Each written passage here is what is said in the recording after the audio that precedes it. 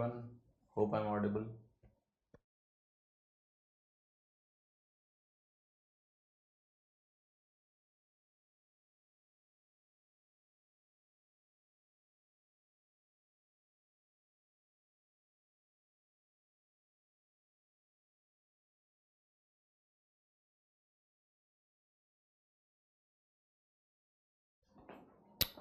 Hello.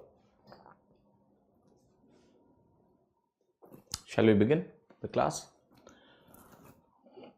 Okay. So जैसे आपको topic का नाम दिख रहा होगा, simplification, sequence and series. This topic I want to do first before I take remaining arithmetic topics. इसके बाद अरिथमेटिक ही करेंगे, चिंता मत करो, ठीक है. बट ये टॉपिक मैं थोड़ा करना चाहता हूँ क्योंकि कई लोग चाहते हैं कि वो मॉक्स देना शुरू करें या दे रहे हैं. तो simplification is always an important topic, right, क्योंकि बेसिक चीज़ें हैं, उनको एक बार देख लेते हैं, ठीक है. देन विल डू अरिथमेटिक, फिर हम एडवांस पे मूव करेंगे. सो छोटा टॉपिक है तो इसको आराम से कर लेते हैं. चले शुरू करें. तो आज का जो टॉपिक है वो शुरू होगा आपका सिंप्लीफिकेशन, सीक्वेंस एंड सीरीज. ये टॉपिक का नाम है, ठीक है.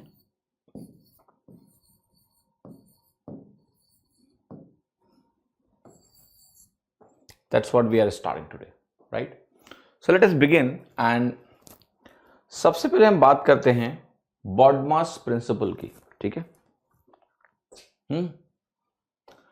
सो बॉडमास प्रिंसिपल की अगर हम बात करेंगे तो इसको यूजुअली बोला जाता है we BODMAS,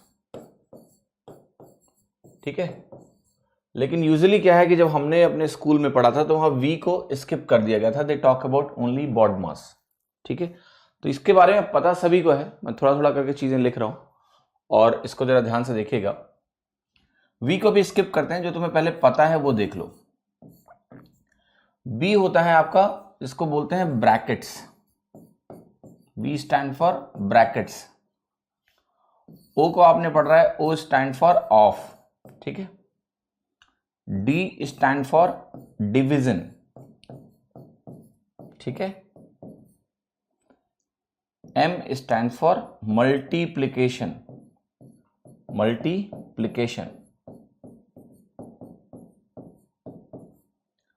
A stand for addition, यानी जोड़.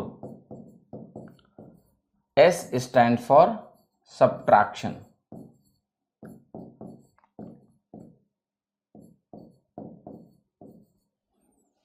ठीक है, क्लियर. ये जो V होता है ना,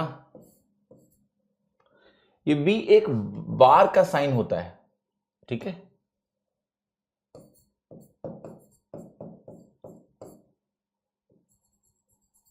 right, this is a sign of a bar. इसको ऐसे रिप्रेजेंट करते हैं, जैसे मैंने अगर कहा 2+5 और इसके ऊपर ये लगा दिया मैंने सिंबल, तो दिस स्टैंड्स फॉर V. अब जरा एक चीज देखना ध्यान से. ये जो चीज आपके सामने लिखी है, ये बोलते हैं कि ऑर्डर ऑफ ऑपरेशंस. यहां पर ऐसे मैं बना रहा हूं इनको. ये है तुम्हारा ऑर्डर ऑफ ऑपरेशंस.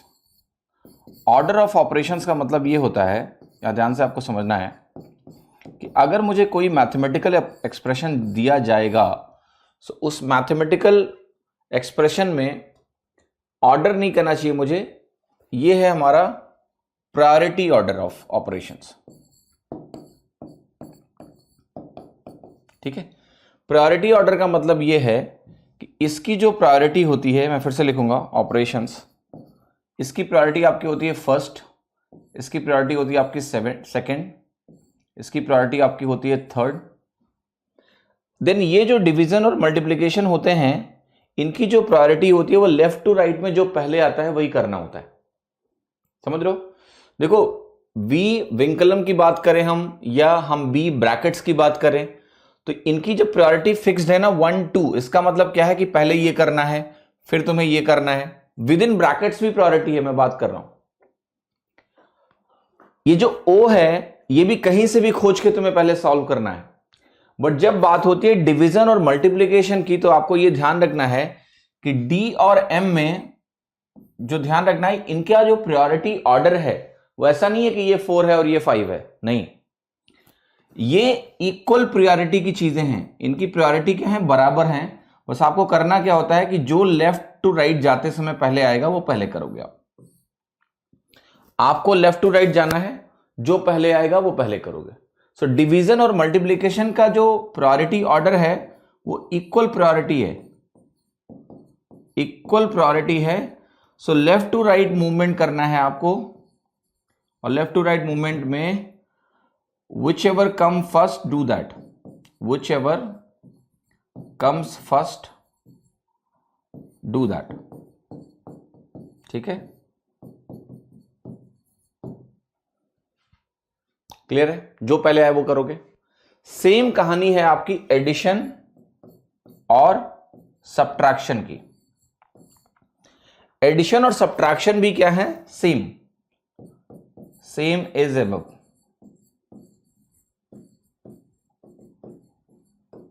कि they have equal priority order, left to right movement में जो पहले आएगा और वो करेंगे। इसका रीजन मैं तुम्हें बताता हूं।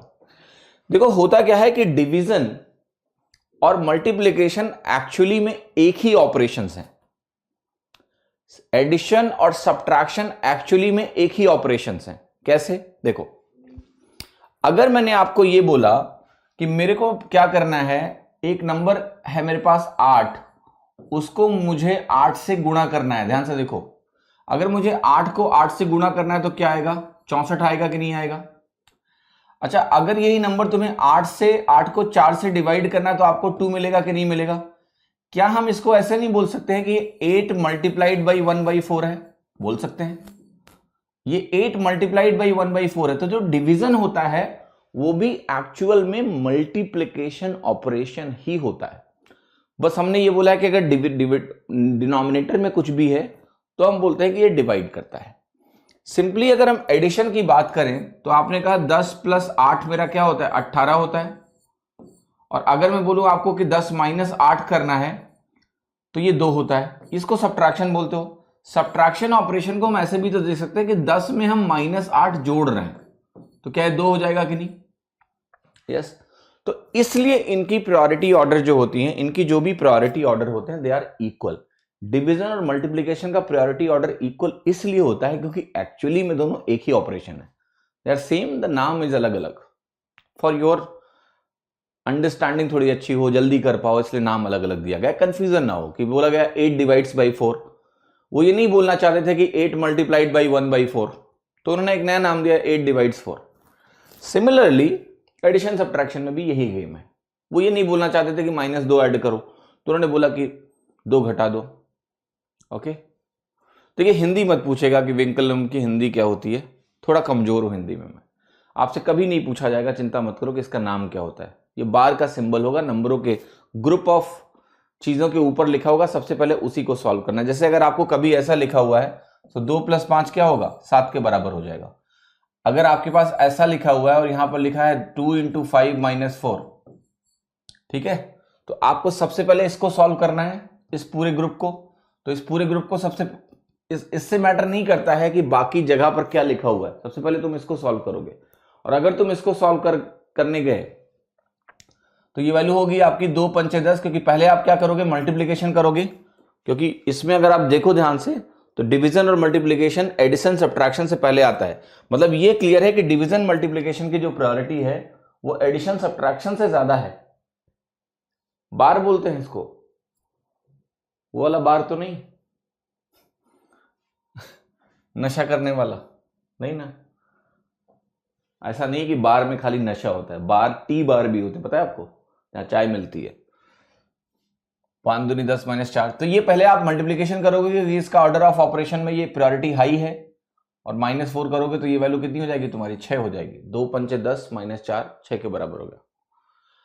देखो यूज का मतलब समझो, देयर इज ए प्रायोरिटी और द ऑर्डर ऑफ ऑपरेशंस। ये तुम्हें क्या बता रहे हैं कि इनको तुमको जैसे ऐसे बार लगा दिया यहां पर, इसके ऊपर समझो जरा। ये अगर बार लगा दिया तो ये कह रहे हैं इसको आप अलग अलग नहीं पढ़ोगे कि बार हटा के पढ़ सकते हो, नहीं। इसका सिंपल सा मतलब है कि इसका जो फाइनल रिजल्ट है वो पढ़ना है इसको आप सीधे। तो दिस को अगर हमने बार लगा के ऐसे लिख दिया ना तो तुम इसको अलग अलग नहीं पढ़ोगे, 2 × 5 - 4। इसका जो फाइनल रिजल्ट होगा ग्रुप, ये बेसिकली एक ग्रुप को आइडेंटिफाई कर रहा है कि this is a group, this is not कि इसको तुमने बाहर 5 से मल्टीप्लाई करना है तो तुमने 5 को पहले 2 से मल्टीप्लाई कर लिया, ऐसा कुछ नहीं हो। पहले इसको सॉल्व करो फिर मल्टीप्लीकेशन करो, ठीक है। How many of you get it? Clear कि it is a group, it is a group, so you have to solve it and see what it is first, तब कोई ऑपरेशन किसी और के साथ करोगे, वरना नहीं करोगे। अब देखो यहां पर क्या होता है ना कि ब्रैकेट्स भी 3 प्रकार के होते हैं, छोटा, मझला और बड़ा, होता है कि नहीं होता है?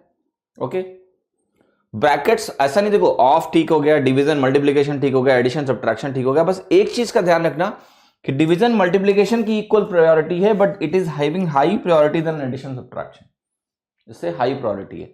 अब मेरा एक सवाल है कि आपको पता है ब्रैकेट 3 तरह के होते हैं, का क्या नाम होता है उनका?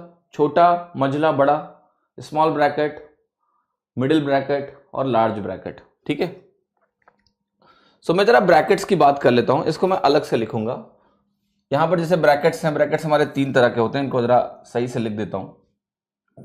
3 तरह का ब्रैकेट क्या होता है? एक ऐसा होता है, ठीक, एक ऐसा ब्रैकेट होता है, इसको बचपन में बनाने में बड़ा मजा आता था, है ना।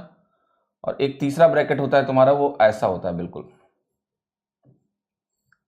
ठीक। तो ये हम बोलते हैं स्मॉल ब्रैकेट, ये होता है आपका मिडिल ब्रैकेट, और ये होता है तुम्हारा लार्ज ब्रैकेट।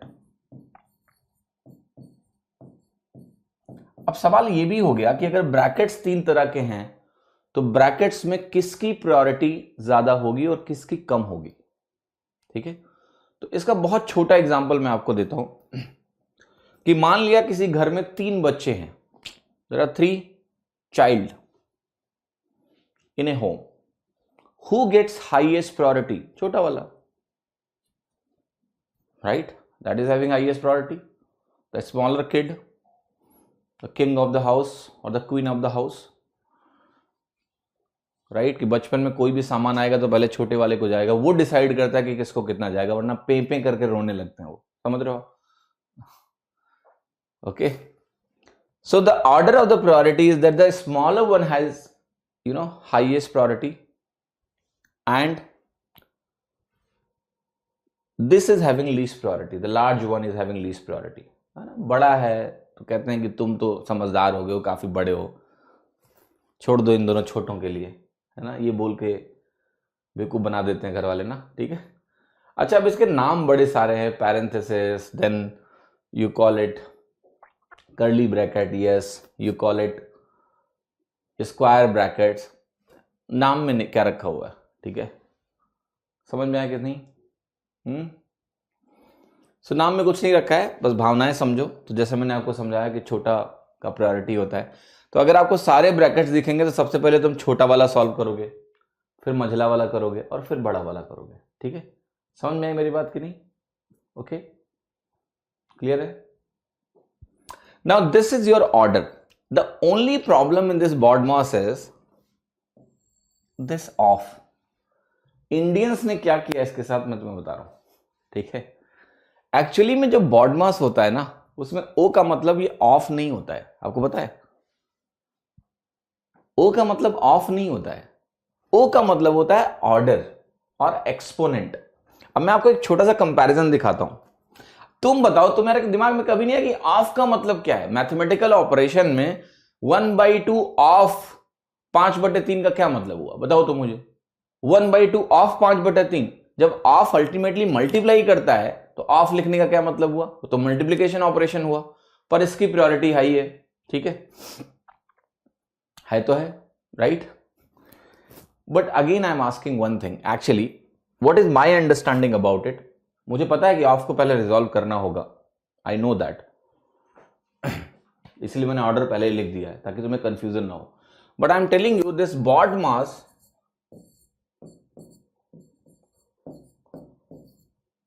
यूजुअली, आपको पता है कि हम ब्रिटिश लोगों के वो थे ना, गुलाम थे बहुत दिनों तक, तो अक्सर चीजें जो हम फॉलो करते हैं वही करते हैं जो वो करते हैं, ठीक है। तो वो बॉडमॉस बोलते हैं, तो हम इसको बॉडमॉस बोलते हैं। और ब्रिटेन और अमेरिका में आपको पता है 36 का आंकड़ा है। अंग्रेजी में भी ये होता है कि वो कलर को COLOUR बोलेंगे तो वो कलर को बोलेंगे COLOR, right. They have different different conventions, ठीक है। तो उन्होंने इसका नाम पता है क्या रखा है आपको? पेडमास। उन्होंने कहा इन्होंने बॉडमास रखा है, हम क्यों बॉडमास रखे, हम नकल थोड़ा ना करेंगे। तो उन्होंने जो नाम इसका रखा है वहां पर इसको नाम से बोलते हैं पेडमास। And there it is 100% clear that E is stand for exponent, right? Exponent means, let us say some expression is 2 की power 8 या some expression is √264. That's what they are talking about should be solved first. पहले करना पड़ेगा उसको। तो उनके यहां O का मतलब ऑफ नहीं होता है। O बेसिकली रिप्रेजेंट करता है ऑर्डर, एक्सपोनेंट, इसको।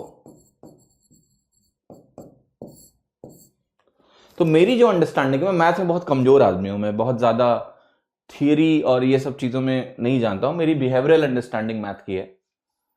तो मेरे को जो समझ में आता है, जो कि गलत हो सकता है, बट आई डोंट केयर, ठीक है। मुझे ऑफ का लॉजिक आज तक समझ में नहीं आया, ठीक है। मुझे लगता है ऑफ इसलिए लिखा गया ताकि वो जो कक्षा 4-5 के बच्चे हैं ना, वो कंफ्यूज ना हो जाए, उनको एक्सपोनेंट आता नहीं है, तो उन्होंने ओ को ऑफ बना दिया और ऑफ बना बना के सवाल कराए खूब कि ऑफ दिखेगा तो उसको पहले रिजॉल्व करो, क्योंकि उनको ऑर्डर एक्सपोनेंट नहीं आता होगा, ठीक है। तो वही कन्वेंशन चला रहा है, ऐसा मुझे लगता है, मैं गलत हो सकता हूं, there may be some logic which I don't know, but मैं कभी कन्विंस नहीं हुआ कि ऑफ लिख के अगर गुणाई करना है तो वो एक मल्टीप्लीकेशन ऑपरेशन हुआ, इस पर मी, जो मुझे लगता है, ठीक है। बट चाहे आप एनसीईआरटी की बुक ले लो या कहीं भी ले लो, हर जगह ऑफ को पहले सॉल्व किया है, तो मान लेते हैं उनकी बात, ठीक है, कि ऑफ को हमें पहले सॉल्व करना है, प्रायोरिटी देना है।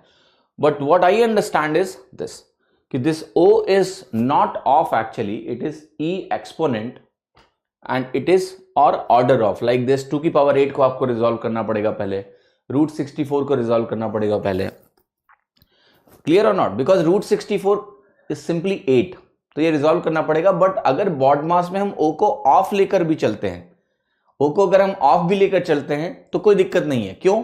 देखो ध्यान से, ये अगर नहीं भी लिखा है तुमने तो तुम्हें मालूम है कि 2 की पावर 8 को 2 की पावर 8 से सिंप्लीफाई करना पड़ेगा। 2 की पावर 8 को आप कोई ऑर्डर ना भी दो तो वो 2 की पावर 8 सिंप्लीफाई होगा कि नहीं होगा? 2 into 8 थोड़ा ना लिखोगे उसको, तुम्हें पता है कि 2 की पावर 8 की वैल्यू जो भी होती है वो निकाल के हम रखेंगे, है ना, 256। तो इसको नहीं लिखा तो भी फर्क नहीं पड़ता, इसको तुम कोई प्रायोरिटी ना दो, क्या ही फर्क पड़ेगा, कोई फर्क ही नहीं आने वाला है तुमको, वो 2 की पावर 8 2 की पावर 8 ही रहेगा।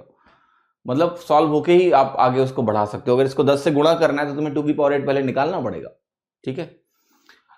P जो होता है उनके यहां वो होता है पैरेंथेसिस,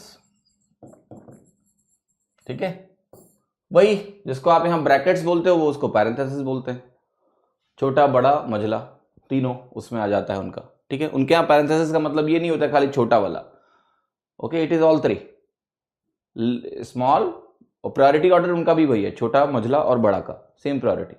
तो मैं आपको ये समझाना चाह रहा हूं, जो आपको समझना है, जो मेरी अंडरस्टैंडिंग है मैंने आप तक पास ऑन करी है, क्योंकि मुझे ऐसा नहीं लगा कि इसमें मैं डीपर जाके PhD करूं, तो मैंने नहीं किया, मुझे जरूरत ही नहीं पड़ी कभी। लेकिन मुझे इतना समझ में आया कि ऑफ का मतलब मुझे आज तक समझ में नहीं आया है। मुझे बस जो मेरी समझ है वो यही है कि शायद बच्चों के लिए आसान बनाने के लिए उसको ऑफ बना दिया और वो कन्वेंशन पकड़ के चल रहे हैं। तो तुम्हारे SSC में भी O का मतलब ऑफ ही होता है, ठीक है। भारतीय जितने भी एग्जाम होते हैं उसमें O का मतलब ऑफ ही होता है, चिंता मत करो। तो तुम्हें उसको प्रायोरिटी देनी है, ब्रैकेट्स के बाद ऑफ की प्रायोरिटी है, ध्यान रखना आप, ठीक है। ब्रैकेट्स के बाद ऑफ की प्रायोरिटी है, फिर डिवीजन, मल्टीप्लीकेशन, एडिशन, सब्ट्रैक्शन है। But I just try to put this perspective to you also, that this O is order exponent, E is exponent and like that. Of का कोई मतलब नहीं होता है। तुम मुझे बताओ कि किसी सिंप्लीफिकेशन या मैथमेटिकल चीज अगर तुम सॉल्व करते हो मैथ में, अपार्ट फ्रॉम जिस क्वेश्चन में सिंप्लीफिकेशन में ऑफ लिखा होता है, कहीं ऑफ आता है क्या? मैं पूछ रहा हूं तुमसे। Let us say you have a mathematical expression that you have done in your life, except simplification chapter जहां पर डेलिबरेटली ऑफ लिखा जाता है, उसके अलावा कहीं ऑफ आता है तुम्हारा? बोलो। कभी तुमने कोई ऐसा सवाल मैथ का किया है, percentage, average, algebra, mensuration, anywhere, जहां पर बेसिकली 4 चीजें करते करते समय बीच में ऑफ आ गया, ओके, और जब भी ऑफ अगर आया, आपने कहा let's say x% of y, तो of was simply a multiplication, was it or not, कि इसका, that is it, nothing more than that. तो when we do any kind of calculation, right, percentage में जो ऑफ आता है वो क्या होता है? मल्टीप्लीकेशन. वही तो मैं कह रहा हूं ना, कि वो तो बस कनेक्शन बताता है ना, कि इसका x% किसका? y का. तो इट्स जस्ट ए कनेक्शन ना, कि y का x% निकाल लो.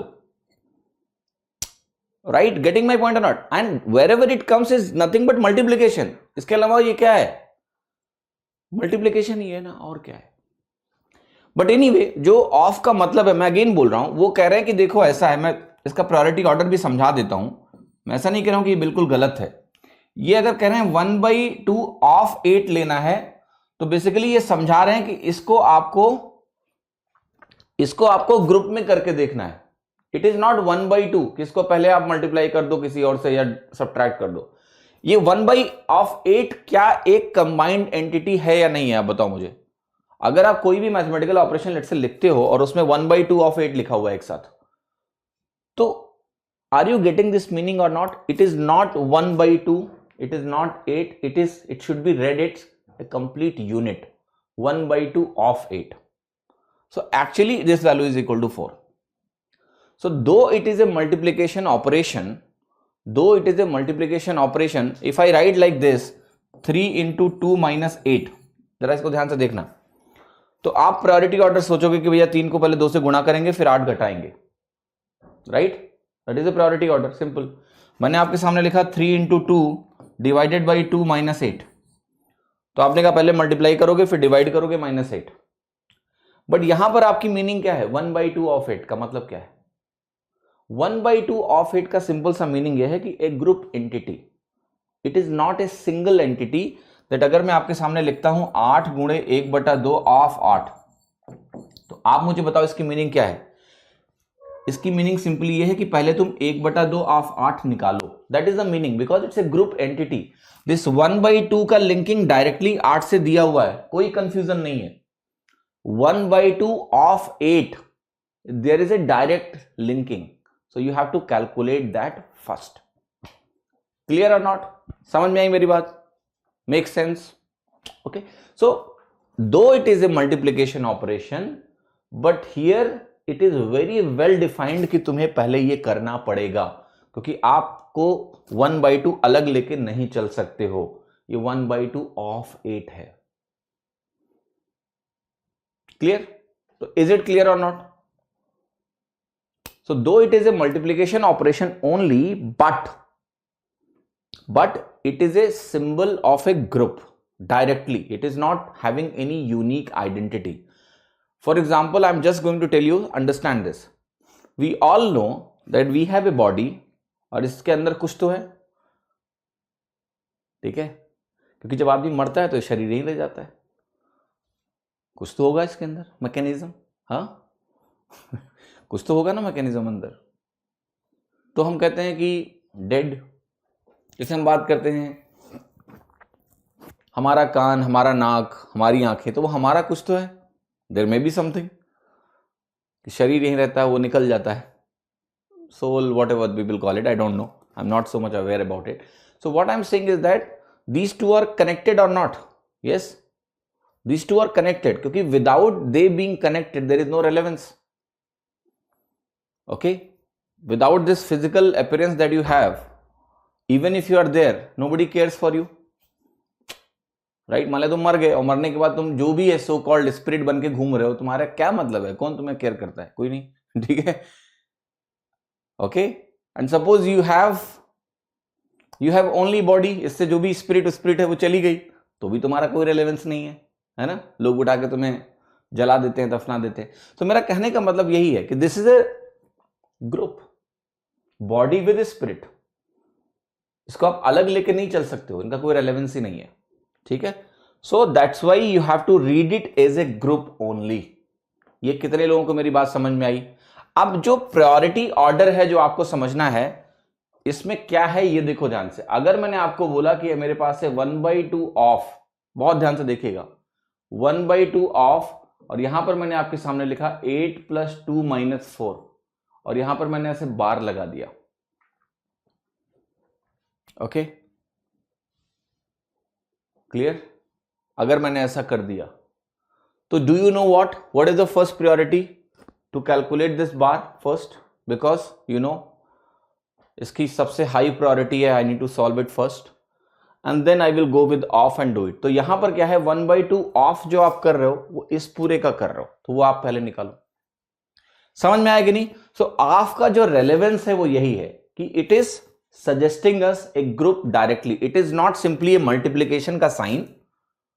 लाइक अगर मैंने लिखा है आपके सामने 3 × 2 / 2 लाइक दिस, तो we are thinking about some priority order कि चलो लेफ्ट टू राइट जा रहे हैं, जो पहले आएगा वो करेंगे।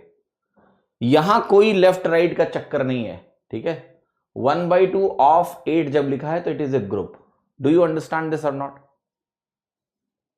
ओके, सुबह सुबह मॉर्बिड बातें रहने दें, क्यों रहने दें? You should not run away from the reality of life. Death is the biggest motivation for me, you know that. तो 2 मिनट कहानी सुनाता हूं तुमको। सो बचपन में क्या हुआ, जब मैं पैदा हुआ, सब पैदा ही होते हैं, हम भी हुए, तो शुरू में तो कुछ साल लगता ही नहीं कि क्या है, मजे में जीवन निकल रहा है। फिर हमने पहली मौत देखी when I was 4 year old, my grandfather died. तब भी इतनी समझ नहीं थी, इतनी जानकारी कहाँ होती है वहां। हमारे लिए तब भी खुशी थी, हमने देखा बहुत लोग इकट्ठा हुए हैं, वाओ मजे आ रहे थे मेरे। तो हमें लगा दादाजी सो रहे हैं, ठीक है। So that was the first time when I saw something, but understanding was not there, ठीक है, डिडंट केयर। देन थोड़ा बड़ा होते रहे, समझ आती रही, फिर लोगों को मरता हुआ देखना शुरू किया मैंने कहा ये क्या हो रहा है यार। Then I understood there is a day when it will be over, right. So I was very curious as a kid and I kept on asking this question, what will happen if we will die, right? एक दिन मर जाना, एक दिन मर जाना। This thought kept on going in my head since very early days of my life, maybe from 5 years of age, ठीक है। And it used to haunt me actually. It used to haunt me कि one day everything will be over. One day everything will be over. Then something happened. I changed the outlook of my life. That if one day everything will be over, that's a wonderful thing. There is no risk in life. Right? So if nothing is permanent, you should not worry about anything at least. Just do. तो मैंने वही बोला कि if success will also die, failure will also die. So one day everything will end. Just do whatever you want to do with your life. So उसके बाद ना मेरा death became a motivating factor for me. I take quick decision, I take big decisions because I know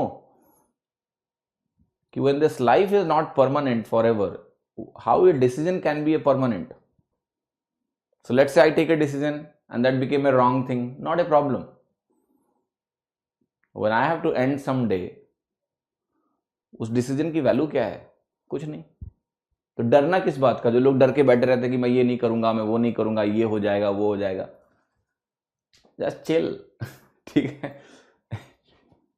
so exactly I tell you, death is the biggest motivator for me. Okay, 1/2 of निकाल लोगे, ठीक है। तो तुम्हें डर लगता है, मुझे तो नहीं लगता, मुझे तो अच्छा लगता है कि इससे तो लाइसेंस मिल गया, कुछ भी करो मस्त, ठीक है। जो मर्जी आए रिस्क लो, जो मर्जी आए, तुम्हें जीवन में पैशन है उसको फॉलो करो, जो तुम्हें खुश रखे वो करो भैया।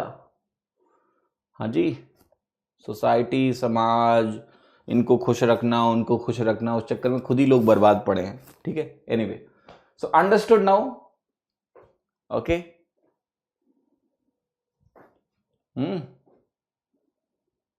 Right. But do not think like this कि कुछ लोग कहते हैं अच्छा एक दिन मरना है तो चलो आज ही मर जाते हैं। ये क्या बेवकूफ़ी है, right.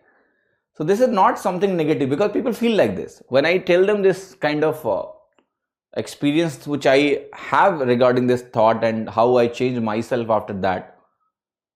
And it happened to me in class 9th or 10th when I just changed my complete outlook actually. But understand this.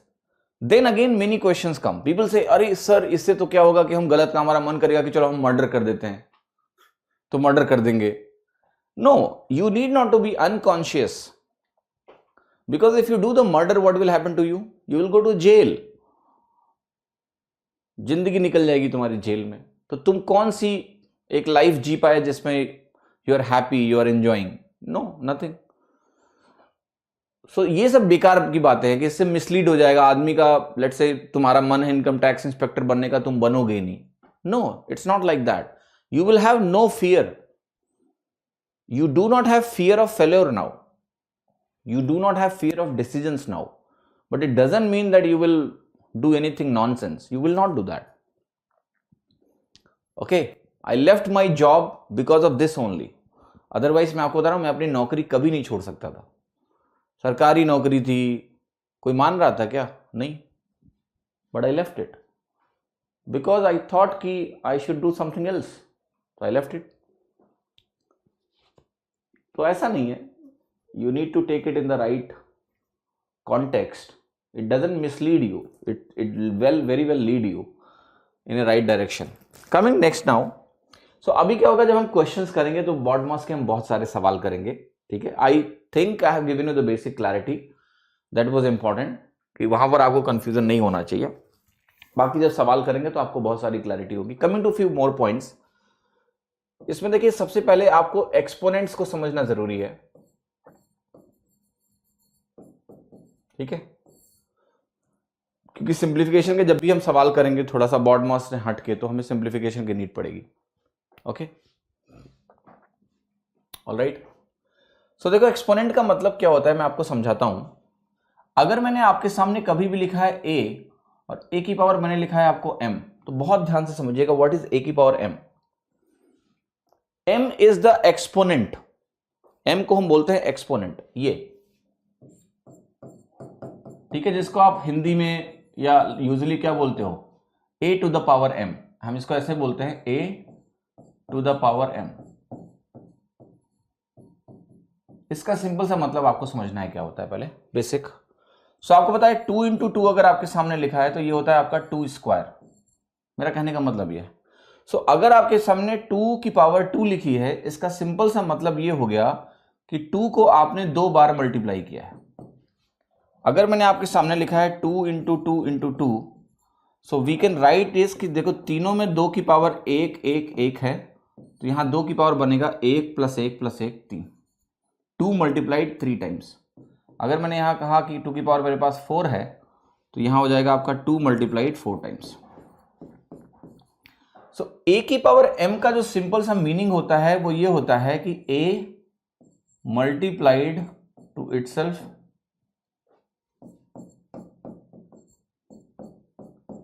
To a how many times, m times.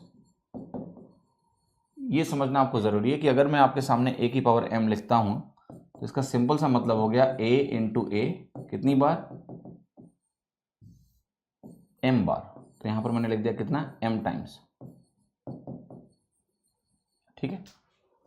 तो ये बेसिक आपको समझना है. ऑलराइट, ओके, चले आगे बढ़े. Right, clear.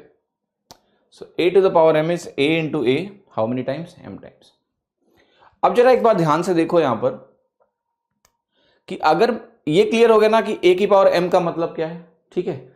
अब मैं एक चीज बताता हूं कि ये कहलाता है आपका एक्सपोनेंट, और ये जो m है, अब मैं फिर से इसको डिफाइन करता हूं कि इसको हम बोलते हैं m को एक्सपोनेंट या इसको पावर बोलते हैं.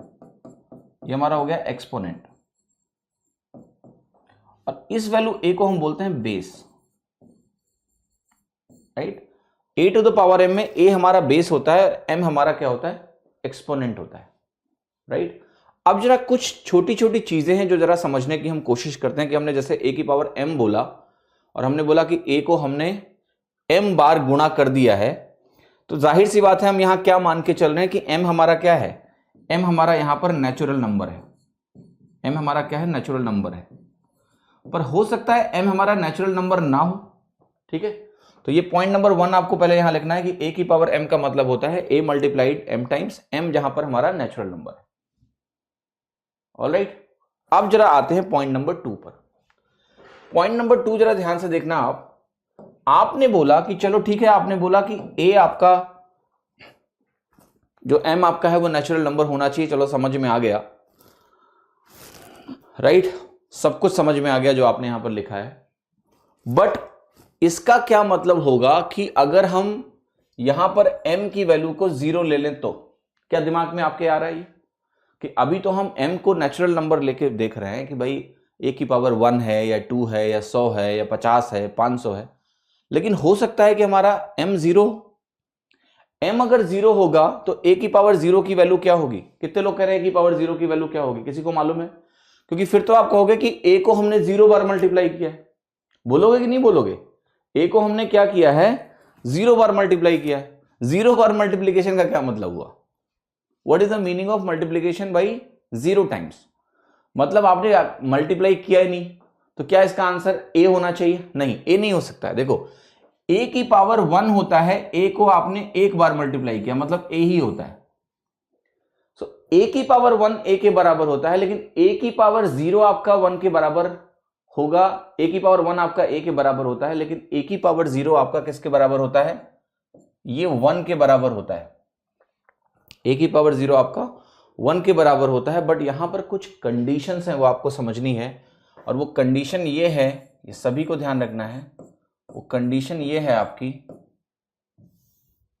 कि a हमारा 0 नहीं होना चाहिए। कंडीशन है आपकी कि a हमारा 0 नहीं होना चाहिए, राइट। y, तो एक्सप्लेनेशन आप देख लो। y का एक्सप्लेनेशन ये है कि अगर a हमारा 0 हो जाएगा तो 0 की पावर 0 जो होता है ये अनडिफाइंड होता है, अनडिफाइंड होता है, ध्यान रखिएगा। 0 की पावर 0 आपका अनडिफाइंड फॉर्मेट होता है। क्लियर है आपको? समझ में आया सभी को? ओके, 0 की power 0 is not a defined format, but when we talk about a to the power 0, it is equal to almost, not almost actually, it is actually equal to 1। ठीक है, समझ में आई मेरी बात कि नहीं? How many of you getting it, right? कितने लोगों को ये बात समझ में आ रही? Now there are many ways we can prove it, but the most significant way is that I will explain you जब मैं आपको अगली प्रॉपर्टी सिखाऊंगा, प्रॉपर्टी नंबर 3। ठीक है, सो प्रॉपर्टी नंबर 3 देखो कैसे आएगी आपकी, that you need to understand. Property number 3 जो है आपकी, वो कहता है कि अगर आपके पास यहां पर है a की पावर m, ठीक, और यहां पर आपके सामने है a की पावर n, बहुत ध्यान से देखना, तो ये वैल्यू बराबर होती है a की पावर m प्लस n। यहां पर अब ये समझना है आपको कि बेस यहां भी a है, बेस यहां भी a है, तो पावर जुड़ जाती है। ऐसा क्यों होता है? इसका सिंपल सा प्रूफ तुम यहां देख सकते हो। प्रूफ कैसे मिलेगा आपको? आप कहोगे a है कि a की पावर n किसके बराबर होगा? a into A multiplied by a कितनी बार? n टाइम्स, है कि नहीं है? एंड व्हाट अबाउट a की पावर m? ये हो जाएगा a into A multiplied by कितनी बार? m times. अब एक बात बताओ तो मुझे, अगर a की पावर m इंटू ए की पावर n करता हूं, मतलब इन दोनों को मैं गुणा करता हूं, तो आप कहोगे a n बार पहले गुणा होगा और साथ ही साथ मल्टीप्लाइड बाई m टाइम्स आएगा।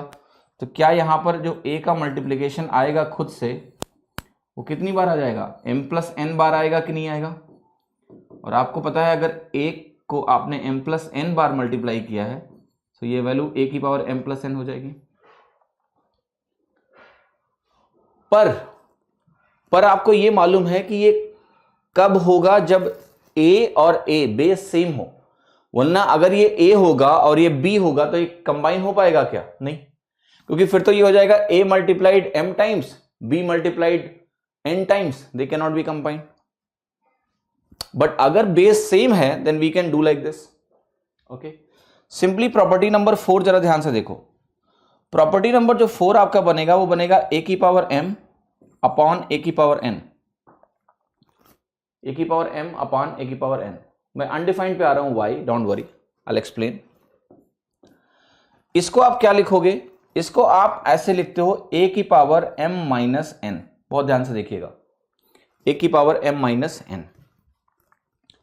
और अभी मैं यहां पर क्या लिख रहा हूं, इसको बहुत इंटरेस्टिंगली और आसानी से समझना है आपको। मैं मान ले रहा हूं m n से बड़ा है। To avoid any confusion, it will be true for always, but still I am writing a to the power m more than n, ऐसे लिखा है मैंने अभी फिलहाल, और may be equal to n, ताकि आपको कोई कंफ्यूजन ना हो। भी निगेटिव पावर मैंने आपको पढ़ाई नहीं है, ठीक है। सो अब आप कहोगे इसका मतलब क्या हुआ, तो इसका प्रूफ जरा देखते हैं। पॉइंट नंबर 4 का प्रूफ देखते हैं। हम इसका प्रूफ करना चाहते हैं कि a की पावर m बटा a की पावर n जो है हमारा, ये a की पावर m माइनस n के बराबर क्यों होगा। तो आप कहोगे a की पावर m का मतलब हो गया, a को आपने कितनी बार मल्टीप्लाई किया जरा बताओ। आपने कहा m टाइम्स मल्टीप्लाई किया है कि नहीं किया है। और यहां पर a को आपने कितनी बार मल्टीप्लाई किया है, और आपने किया है n टाइम्स मल्टीप्लाई किया है। You have to see very clearly. और मैंने आपको यहां पर बोला है कि मैं मानना है कि m n से बड़ा या बराबर है। अब आप कहोगे कि यहां पर कैंसिलेशन होगा कि नहीं होगा, जितना a नीचे है वो ऊपर से कैंसिल होगा कि नहीं होगा। यस। सो ऊपर अब कितना a बचने वाला है, आप कहोगे कि a यहां पर बचेगा कितनी बार, n बार a यहां से कटेगा। सो a इंटू ए आप कहोगे कितनी बार बचेगा, वो m माइनस n बार बचेगा। इसलिए ये वैल्यू आपकी a की पावर m माइनस n हो जाती है। ठीक है, क्लियर है कि नहीं। तो a की पावर m बटा a की पावर n जो होती है वो a की पावर m माइनस n हो जाती है। यह है आपका पॉइंट नंबर 4, राइट। अब एक चीज आपको और मैं समझाने जा रहा हूं, उसको बहुत ध्यान से देखना, वो है पॉइंट नंबर 5। पॉइंट नंबर 5 ये कहता है कि अगर आपके पास एक नंबर है 1 अपॉन ए की पावर m, 1 अपॉन ए की पावर m, तो ये किसके बराबर होगा। आपको मैंने अभी बताया कि 1 की वैल्यू आप कह सकते हो a की पावर 0 होती है, कह सकते हो a की पावर 0 भी 1 होता है, और यहां कह सकते हो आपकी a की पावर m है। अब इसी प्रॉपर्टी को आप यूज करो, ये 0 है ये m है थोड़ी देर के लिए, तो आप कह सकते हो ये बनेगा a की पावर 0 माइनस m। तो क्या ये a की पावर माइनस m बनेगा। यस। यहां से दो चीजें निकल कर आई, ध्यान से रखना कि a की पावर m और a की पावर जो माइनस m होता है वो 1 अपॉन a की पावर m होता है, या 1 अपॉन a की पावर m जो है वो a की पावर माइनस m होता है। मतलब अगर मैं आपके सामने लिखूं 1 upon 2 square, so 1 upon 2 square can also be written as 2 की पावर माइनस 2। अगर यहां 1 है तो 2 स्क्वायर इज नथिंग बट ऊपर जाएगा 2 की पावर माइनस 2 बनेगा, वो इस प्रॉपर्टी। क्लियर है कि नहीं, राइट। तो अब इसी प्रॉपर्टी को यूज करके मैं ये प्रूफ कर सकता हूं। कैसे, आपने कहा मेरे पास है a की पावर m बटा a की पावर n। अब ध्यान से देखना, क्या मैं a की पावर m को यहां पर इस वैल्यू को मैं ऐसे लिख सकता हूं 1 अपॉन a की पावर n। यस। अब आप बताओ मुझे कि क्या 1 अपॉन a की पावर n आपका a की पावर माइनस n कहलाता है। यस, कहलाता है कि नहीं। यस। अभी बताया मैंने आपको कि 1 अपॉन a की पावर m जो है बस ऊपर जाके माइनस हो जाता है, तो मैं ऐसे लिख सकता हूं। अब अगर दो बेसेस मेरे सेम होते हैं तो मैं ऊपर की पावर्स को कंबाइन कर सकता हूं, तो ये m बना, यहां माइनस n है तो ऐसा बन गया। क्लियर है सभी को, किसी को कोई कंफ्यूजन नहीं होना चाहिए। अगर आपको ये चीज समझ में आ गई है तो ये आप अब यहां से हटा सकते हैं m ग्रेटर देन और इक्वल टू n, क्योंकि अगर m इससे बड़ा, पहले मुझे समझाना था आपको, तो मैंने बोला था कि भाई देखो ऐसा है, नीचे कम लेंगे तब ऊपर से काटेंगे तो ऊपर कुछ बचेगा, ये समझाने के लिए किया। अब आपको जब समझ में आ गया है, तो अगर मान लिया ऊपर कम है m और नीचे n ज्यादा है, तो क्या होगा, m माइनस n अपने आप निगेटिव आ जाएगा, कोई दिक्कत नहीं। निगेटिव का मतलब हुआ कि नीचे ज्यादा है। सो अब हम क्या कर सकते हैं, we can simply remove this. ये जो हमने लिखा है we can now remove this because it is going to be true, going to be true. Clear. अब एक चीज देखो, तुमने पूछा था कि सर ये कैसे निकलेगा, देखो यहीं से निकल जाएगा। जैसे तुमने ये देखा a की पावर m बटे a की पावर n जो होता है तुम्हारा, ये a की पावर m माइनस n होता है कि नहीं होता है। यस। अब यहां पर आप करो put m is equal to n। अगर m को n के बराबर तुम रख दोगे तो ये बनेगा a की पावर m बटे a की पावर m, और ये वैल्यू किसके बराबर हो जाएगी, a की पावर m माइनस m। क्या ये वैल्यू a की पावर 0 हो गई? यस। और यहाँ ये दोनों कैंसिल आउट हो जाएंगे। यस। तो क्या तुम्हारा a की पावर 0 जो है 1 के बराबर आ गया? यस। इसलिए ऐसा होता है। ये भी क्लियर हो गया? So all are interlinked, we can find one from another. So like this you understood. ये बहुत बेसिक चीज है। जिन लोगों ने मैथ्स में थोड़ी उनकी कमजोरी है मैथ्स की, वो इन सब चीजों में थोड़ा स्ट्रगल करते हैं, इसलिए मैं बहुत अच्छे से प्रूफ कर करके दिखा रहा हूं ताकि तुम्हें समझ में आए कि एक्सपोनेंट्स कैसे बिहेव करते हैं। ठीक है, तो कितने लोगों को ये चीज समझ में आ गई अभी तक जो मैंने लिखा है? राइट। अब एक चीज और लिख रहा हूं, वो ध्यान से आपको समझना है सभी को। पॉइंट नंबर 6 पे आ जाता हूं। पॉइंट नंबर 6 को आप ध्यान से देखिए। जैसे मैंने आपके सामने लिखा है, मान लिया कि मेरे पास है a की पावर m की पावर मैंने लिखा है n। बहुत ध्यान से देखिएगा, ये a की पावर m है और उसकी पावर n है। और एक चीज मैं आपके सामने यहां पर लिख रहा हूं, a की पावर m की पावर n। आपको मुझे ये बताना है कि ये दोनों सेम है या नहीं है, जल्दी। Okay, quick please. Is there any difference between both, are both of them are same? Quick, जल्दी से बताना है आपको।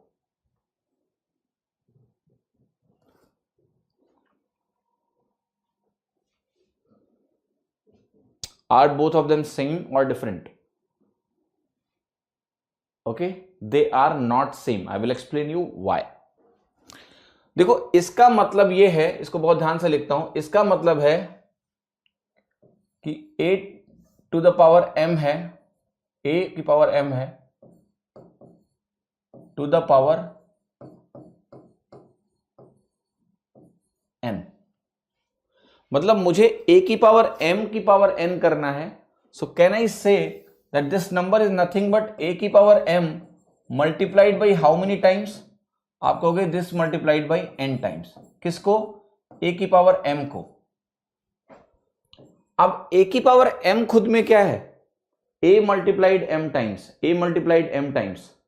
आप मुझे बताओ कि अगर मैं इसको भी खोल दूं और मैं बार बार कहूंगा ये बनेगा ऐसा, a मल्टीप्लाइड m टाइम्स,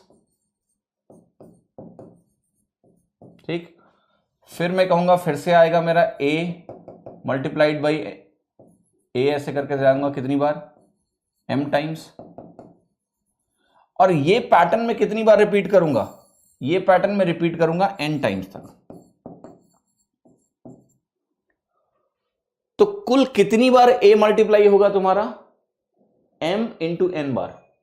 क्योंकि जब आप m टाइम्स कर रहे हो, m टाइम्स कर रहे हो, तो ये 2m टाइम्स हो गया, फिर 3m टाइम्स, 4m टाइम्स। अगर आप n टाइम्स कर रहे हो तो बेसिकली ये क्या हो जाएगा? ये हो जाएगा a into a multiplied m into n times. अगर ऐसा हो गया तो क्या ये a की पावर mn बन गया? यस। तो ये आपको ध्यान रखना है कि जो a की पावर m की पावर n होता है, a की पावर m की पावर n होता है, ये वैल्यू तुम्हारी a की पावर mn होती है। फॉर एग्जाम्पल अगर मैंने आपके सामने लिखा है 12 की पावर 2 की power 2, right, let's not right, छोटा नंबर लिखते हैं तुम्हें समझ में आए, 2 की पावर 3 की पावर 4, लाइक दिस। तो सबसे पहला काम आपको क्या करना होता है, बिकॉज यहां देखो ब्रैकेट लगा है, ऐसे ब्रैकेट लगा होने से मतलब है सबसे पहले तुम ब्रैकेट को सॉल्व करोगे। Bracket is a entity, this whole bracket is a base. If this whole bracket is a base, so you will say 2 की पावर 3 होगा, 8 की पावर 4 है ये बेसिकली। या आप डायरेक्टली ऐसे बोल सकते हो कि जो कि ब्रैकेट है यहां पर, तो 3 और 4 मल्टीप्लाई हो जाएंगे, तो ये बनेगा 2 की पावर 12, जो कि अल्टीमेटली 4096 के बराबर होता है। Now coming to the second case that you need to understand, point number 7। Point number 7 कहता है मेरा कि a की पावर m की पावर n मैंने लिखा है। यहां पर तुम्हारा बेस क्या है? सो आप कहोगे यहां मेरा बेस है a, है कि नहीं है? It is only a। और यहां तुम्हारा एक्सपोनेंट क्या है? यहां तुम्हारा एक्सपोनेंट क्या है? एक्सपोनेंट तुम्हारा है m की पावर n। तो कभी भी अगर आपको ये सॉल्व करना है तो पहले आपको एक्सपोनेंट को सिंप्लीफाई करना पड़ेगा, फिर बेस के पावर लगाओगे। यहां सिनारियो डिफरेंट था। यहां तुम्हारा बेस क्या था? यहां तुम्हारा बेस था a की पावर m। ब्रैकेट से पता चल रहा है कि नहीं? बेस मेरा a की पावर m ये पूरा है। और एक्सपोनेंट क्या था मेरा? Exponent was n। ठीक है, here scenario is different. Here my base is a but exponent is m की पावर n। तो इसेंशियली क्या करना है आपको? इसका मतलब हो गया कि a को मल्टीप्लाई करना है मुझे कितनी बार? m की पावर n बार। सो मतलब पहले तुम m की पावर n निकालोगे। तो फॉर एग्जाम्पल अगर मैंने आपके सामने लिखा 2 की power 3, it is simply having a meaning that first find 2 की पावर, ये एक्सपोनेंट एक साथ करो, ये बनेगा 8। और 2 की पावर 8 कितना होगा आपका? 256। अगर आपने ये गलती कर दी कि आपने कहा मैं 2 की पावर 2 निकालूंगा पहले 4 और 4 की power 3, that is a different thing. 64 आएगा, वो गलत है। सो ये ध्यान रखना, 2 की power 3 is not equal to 4 की पावर 3। ये गलत है, ये रॉन्ग है, क्योंकि आपको बेस और एक्सपोनेंट आइडेंटिफाई करना है। वहां ब्रैकेट लगा था तो बेस ही मेरा अलग था, यहां बेस अलग है। क्या सभी को क्लियर हो गया? अब मैं एक सवाल पूछ रहा हूं, सभी को उसका जवाब देना पड़ेगा, और वो जवाब ऐसे देना पड़ेगा आपको कि अगर मेरा a की पावर m की पावर n है और मैं स्टेटमेंट लिख रहा हूं is never equal to a की पावर m की power n given a is not equal to 0, a is not equal to 1. So I have written something in front of you. Okay.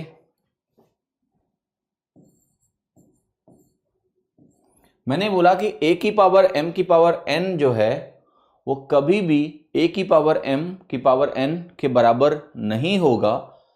अगर ये दिया हुआ है a 0 के बराबर नहीं है, a 1 के बराबर नहीं है और a हमारा 0 से बड़ा है, आपको बताना है कि ये स्टेटमेंट ट्रू है या फॉल्स है।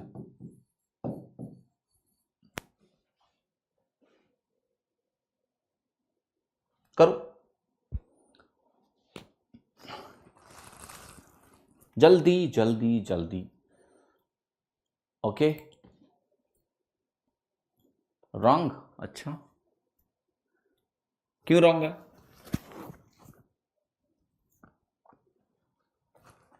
ऑलराइट, क्यों रॉन्ग है भाई? Why it is wrong? Okay, why it is wrong? a is equal to 2 ना भैया, a इज इक्वल टू 2 से क्या मतलब है?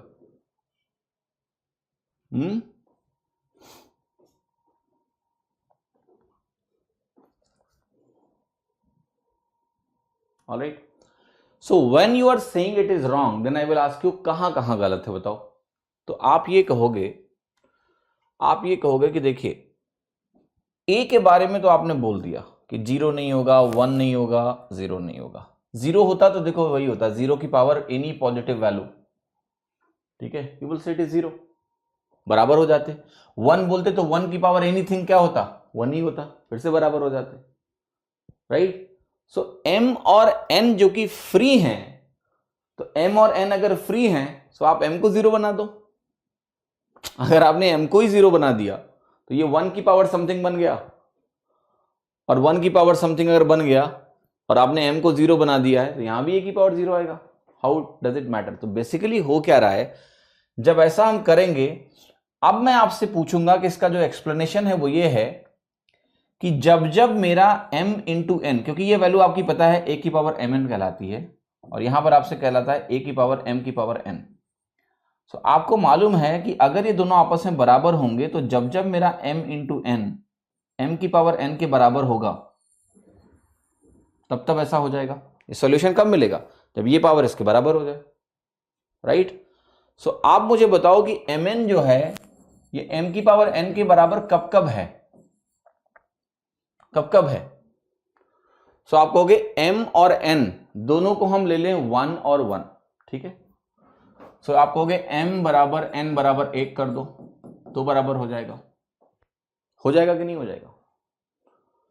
m बराबर 0 कर दो, m बराबर 0 कर दो और उस समय n हमारा 0 नहीं होना चाहिए, दोनों 0 हो जाएंगे तो यहां पर ना 0 की पावर 0 बन जाएगा, अनडिफाइंड हो जाएगा। आप कहोगे n को 0 कर दो, n को 0 कर दो और m को नॉट इक्वल टू 0 रखो तो भी हो जाएगा। n को 0 कर दो, m को नॉट इक्वल टू 0 रखो तो भी हो जाएगा। एक और पॉसिबिलिटी है, इसको मैं थोड़ा सा छोटा कर देता हूं, ट्रू फॉल्स, कि मेरा m और n दोनों 2 के बराबर हो जाए। देखो 2 एक ऐसा नंबर होता है जब 2 इंटू 2 2 प्लस 2 बन जाता है, ठीक है। 2 प्लस 2 भी 4 होता है, 2 इंटू 2 भी 4 होता है, 2 की पावर 2 भी 4 होता है। It's a very interesting thing about 2 plus 2 is 4, 2 into 2 is 4, 2 की पावर 2 इज ऑल्सो 4। सो अगर लेटस से उन्होंने ये भी कंडीशन दे दी आपको कि m n 0 या 1 नहीं हो सकते हैं, अगर m और n 0 या 1 नहीं हो सकते हैं तो m और n 2 भी हो सकते हैं, तो अब एक ही सॉल्यूशन होगा। तो अगर आपसे कभी ऐसा सवाल आ जाए कि a की पावर m की पावर n जो है वो a की पावर m की पावर n के बराबर है, जहां पर वो कंडीशन दे दें a 0 नहीं है, a 1 नहीं है, a मोर देन 0 नहीं है, m 0 नहीं है, m 1 नहीं है, तो आंसर क्या होगा तुम्हारा? मतलब इसमें से कोई भी वैल्यू ना 0 हो सकती है ना 1 हो सकती है, सारे a m n ना 0 है ना 1 है, तो भी एक सॉल्यूशन है कि m और n बराबर हो और वो भी 2 के बराबर हो। There is one solution possible, otherwise for any other value it is not going to happen. क्या सभी को बात क्लियर हो गई? मेरी थोड़ी थोड़ी करके समझ में आई? ऑलराइट, क्लियर है या नहीं है? आगे बढ़ जाऊं? ठीक है, तो ये बहुत इंटरेस्टिंग प्रॉपर्टी है, इसको बहुत अच्छे से समझने की जरूरत है आपको। n बराबर 0 पर रिलेशन ट्रू होगा क्या? करके देखो। अगर तुमने n को 0 कर दिया, सॉरी मैंने ये गलत लिखा है, यस सॉरी, ये काटना पड़ेगा, ये गलत है, thanks for pointing it out. एक मिनट, ये इतना ही होगा, n बराबर 0 पे यहां 1 है, यहां 1 नहीं है, सॉरी मैंने गलत लिख दिया था, yes thanks for correcting me. ठीक है, क्लियर सभी को? सो ये क्लैरिटी बहुत जरूरी है, इससे सबसे अच्छा सवाल जो बन सकता है वो यही बन सकता है जो मैंने तुम्हें दिखा दिया। ठीक है, और ये अगर क्लियर है तो तुम कभी भूल नहीं पाओगे चाह के भी। Fine, coming to next part which is 8th property जो आपको यहां पर समझनी है थोड़ी सी, वो ये है कि लेटस से मैंने आपके सामने कुछ ऐसा लिखा जो आपको ध्यान से देखना है, राइट। कि मैंने आपके सामने लिखा है यहां पर a की पावर m लिखा है मैंने, और यहां पर मैंने जो वैल्यू लिखी है लेटस से वो है a स्क्वायर की पावर k। जैसे मैं एग्जांपल दे रहा हूं आपको कि मैंने यहां पर लिखा है 2 की पावर 10 इंटू 4 की पावर 15 लाइक दिस। तो आपको करना क्या है, अगर इनको कंबाइन करना है तो हमें पावर सेम करनी पड़ेगी, बेस सेम करना पड़ेगा, बिना बेस सेम हुए होता नहीं है कॉम्बिनेशन। सो आप कहोगे ये जो वैल्यू बनेगी मेरी, ये बनेगी 2 की पावर 10, और इसको मैं क्या करूंगा, मैं 2 की पावर में लिखूंगा, तो 4 can be written as 2 square की पावर 15, तो ये वैल्यू मेरी हो जाएगी 2 की पावर 10 इंटू 2 की पावर 30। ये 2 और 15 गुणा होगा कि नहीं होगा? यस, तो ये वैल्यू होगी तुम्हारी 2 की पावर अल्टीमेटली 40। तो यहां पर अगर मैं इसको सिंप्लीफाई करूं तो ये नंबर इक्विवेलेंट है a की पावर m इंटू a की पावर 2k, तो ये हो जाएगा a की पावर m प्लस 2k। इसको रटना नहीं है आपको, बस समझना है कि बेस को बराबर करके हमें ये चीज करनी पड़ेगी। ये ध्यान रखना सभी को, कोई गड़बड़ी नहीं होनी चाहिए इसमें। ठीक है, कमिंग टू पॉइंट नंबर 9, इसको बहुत ध्यान से देखना। पॉइंट नंबर 9 को ध्यान से देखो। दो वाला भी गलत हो गया है। कहां दो वाला गलत हो गया? m बराबर n बराबर 2 में क्या गलत है? देखो m0 पे वो गलत नहीं है, m0 पे वो सही है, क्योंकि बेस अगर तुम्हारा 0 है भैया तो 0 की पावर कुछ भी करोगे तो 0 ही रहता है। ठीक है, 0 को 10 बार गुणा करोगे तो क्या आएगा? 0 ही आएगा ना। Coming to next point, just see very properly. जैसे मैंने तुम्हारे सामने अगर लिखा है a की पावर m, और मैंने यहां पर तुम्हारे सामने लिखा है मान लिया b की पावर n, ये दोनों बराबर है। अगर मैंने आपको एक कंडीशन दी कि a की पावर m मेरा b की पावर n के बराबर है, तो इस तरह के केसेस को कैसे सॉल्व करेंगे? How to solve? तो मैं एग्जांपल दे रहा हूं, इनको कैसे सिंप्लीफाई कर सकते हैं। जैसे मैंने आपके सामने कहा कि मेरे पास एक नंबर है 8, और 8 की पावर 3 मैंने यहां पर आपके सामने लिखा है, और b की वैल्यू मैंने लिखा है 2 की पावर मैंने लिखा है यहां पर 3k, like this, or let us say write b something like this। एक मिनट, मैं इसको थोड़ा डिफरेंट तरीके से समझाता हूं।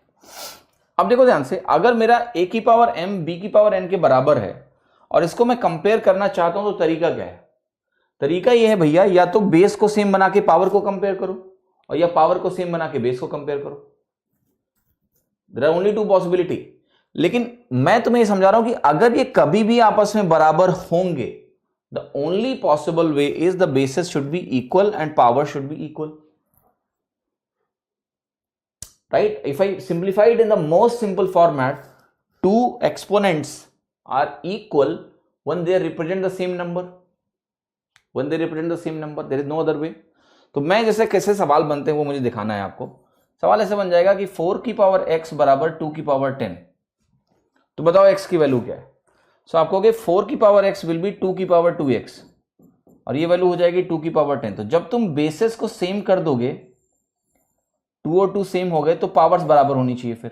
तो आप कहोगे भैया 2x 10 के बराबर होगा, तो मेरा x क्या होगा? 5 के बराबर होगा। क्लियर है कि नहीं? Yes, that value is clear. So make the basis same. When you make the basis same, जब बेस मेरे सेम हो जाते हैं तो ये क्या होता है? ये आपका पावर को सेम करके आपको एक्सप्लेनेशन या सोल्यूशन जो है वो आपका मिल जाएगा। ठीक है, तो जब हम क्वेश्चंस करेंगे तो इनकी क्लैरिटी आपको बढ़ेगी। ये रूल्स जो आप सीख रहे हो इसका इस्तेमाल अलजेब्रा में बहुत होगा। When we will do algebra, when we will do equations में भी इसका इस्तेमाल बार बार होता रहता है, तो इसको हम यूज करते रहेंगे। Coming two point number next, जो 10वां पॉइंट है। 10वां पॉइंट जो अभी कभी कुछ लोगों को कंफ्यूजन हो रहा है, तो वो भी लिख लो कि अगर आपके पास 0 है और 0 की पावर आपने m निकाला, where your m is more than or equal to 1, I will say, let's say m is natural number, better way to say this।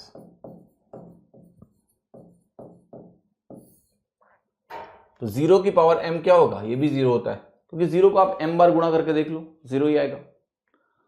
अब कई लोगों ने मुझसे एक सवाल पूछा है कि 0 की पावर 0 अनडिफाइंड क्यों होता है? पूछा है आपने, तो मैं आपको समझा देता हूं कि y 0 की पावर 0 इज अनडिफाइंड। वो भी आप देख लो, y 0 की पावर 0 इज अनडिफाइंड। बहुत ही आसानी से आपको इसका एक्सप्लेनेशन मिल जाएगा 1 सेकंड में। सो मैं कहूंगा कि देखो 0 की पावर 0 का मतलब क्या है? Let me make you understand. Let me right a number. मैं आपको लिख रहा हूं 0 को मैं ऐसे लिखता हूं कि मेरा बेस इतना छोटा है, मान लिया it's not 0, it is almost 0, quite less, बहुत छोटी वैल्यू मैंने आपके सामने लिखी है। और इसकी पावर मान लिया मैंने रखा है कोई भी positive number, it can be anything. Let's say you have kept it 2000 for example. आप मुझे बताओ कि अगर मैं 0.000001 लिखूं, जो कि एक बहुत छोटा नंबर है, और इसकी पावर 2000 करूं, तो ये आपको पता है ऑलमोस्ट 0 आएगा इसका आंसर। तो बहुत छोटी की वैल्यू की पावर बहुत बड़ी रखने से आंसर 0 आता है। पर यहां सिनेरियो थोड़ा डिफरेंट है, और वो सिनेरियो क्या है आप ध्यान से देखो कि मेरे पास एक ये वैल्यू है और इसकी पावर जो पावर में भी है that is too less. That is too less or not? So too less का मतलब I can write this to be 0.00000000001 like this. So I am just saying I am assuming a number which is quite close to 0 and I am assuming a power which is quite close to 0. Are you getting this or not? How many of you getting this? All right. क्या ये number जो आपके सामने मैंने लिखा है, क्या ये जो नंबर मैंने आपके सामने लिखा है, ये नंबर एक बहुत छोटा नंबर है या बहुत बड़ा नंबर है? That's what I'm asking. Don't worry about that. But what I want to explain you, they have a positive number and you have a positive power. So you are going to get something which is positive. ठीक है? But same number if I do this way, understand this. You will understand it immediately.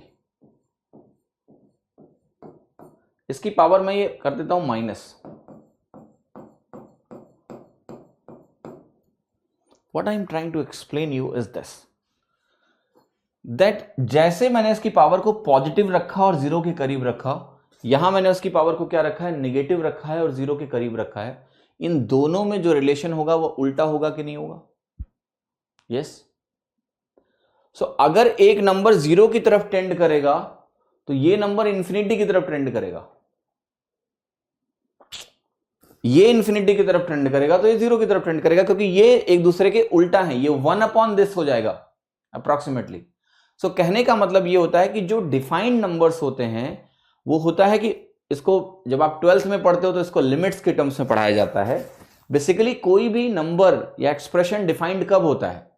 जब उसके करीब तुम left से आओ और जब तुम उसके करीब राइट से आओ, दोनों जगह वैल्यूज सेम मिलती हैं, तब वो नंबर डिफाइंड होता है. राइट? मेरा कहने का मतलब है अगर आपके पास 2 की पावर 4 लिखा हुआ है, ध्यान से देखो, आप चाहे 2 की पावर 3.9999 करके निकाल लो या आप 2 की पावर 4.00000 करके खूब सारी बार निकालोगे. आप बाद में 1 लगाओगे, यहां 9 लगाओगे. मान लिया आपने 9 लिखा है 1 ट्रिलियन बार और यहां पर आपने 0 लिखा है 1 trillion bar. And you calculate both values, they will be almost equal. तो लेफ्ट से आओ या राइट से आओ, जब वो एक ही जगह पॉइंट आउट करती हैं, then that means it is a defined value. That is the only way to define a value. कि मैं लेफ्ट से आ रहा हूं बिल्कुल करीब, मैं राइट से बिल्कुल करीब आ रहा हूं, तो I am getting a closer value and therefore it is the defined value. लेकिन अगर किसी वैल्यू में मैं लेफ्ट से आऊं और किसी वैल्यू में मैं राइट से आऊं और पूरी कहानी ही पलट जाए, तो वो वैल्यूज डिफाइंड नहीं होती हैं. जैसे मैंने आपको ये एक्सप्लेनेशन पहले दिया है 0/0 में, याद है कि नहीं? 1/0 में, सॉरी.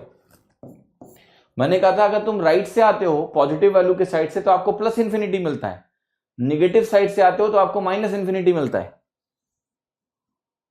आप करके देखो, पॉजिटिव साइड से 0.00 100 बार लिख के 1 लिखो तो ये बहुत बड़ी वैल्यू मिलेगी पॉजिटिव में, और वही नेगेटिव में करोगे तो बहुत बड़ी नेगेटिव वैल्यू मिलेगी.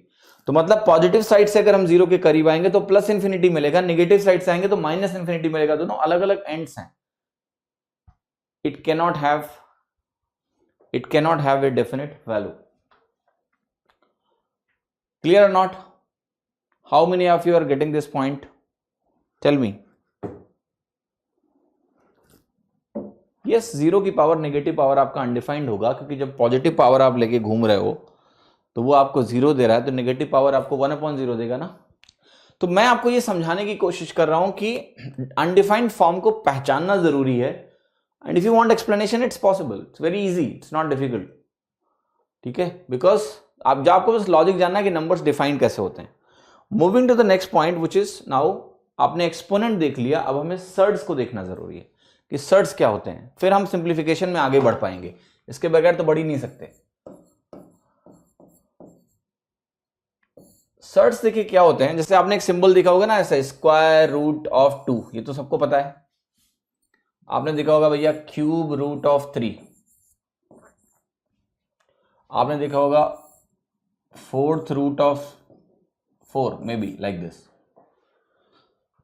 राइट. तो आपने देखा होगा कि आपके पास कुछ इस तरह के एक्सप्रेशंस होते हैं बेसिकली जो इर्रेशनल नंबर्स होते हैं आपके, राइट? जैसे आपने देखा होगा √2 एक इर्रेशनल नंबर है, √3 क्या है? एक इर्रेशनल नंबर है, cube root of 3 irrational number है आपका, fourth root of 4 irrational number है, क्योंकि आप इसको सिंप्लीफाई करके रेशनल नंबर के फॉर्मेट में नहीं लिख सकते हो, ठीक है?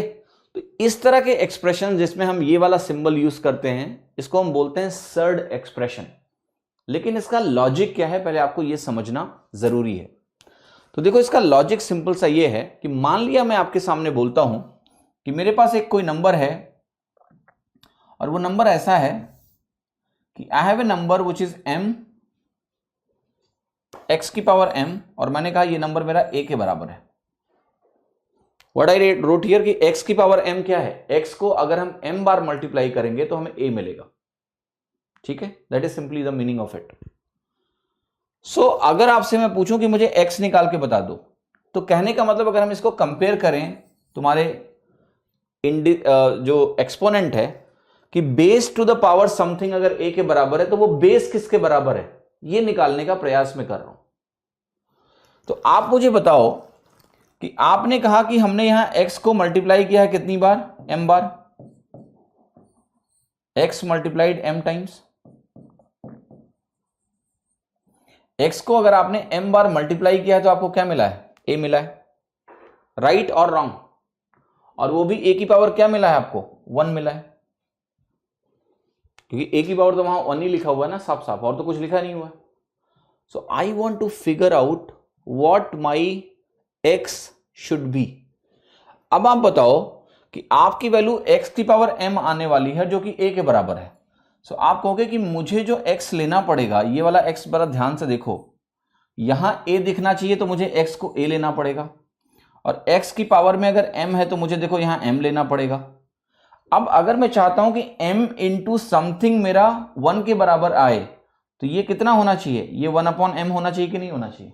यस, तभी ऐसा हो सकता है ना। देखो, x की पावर m तुम्हारा अगर a के बराबर है तो मैंने कहा मुझे तो यहां 1 लाना है, और अगर मुझे यहां 1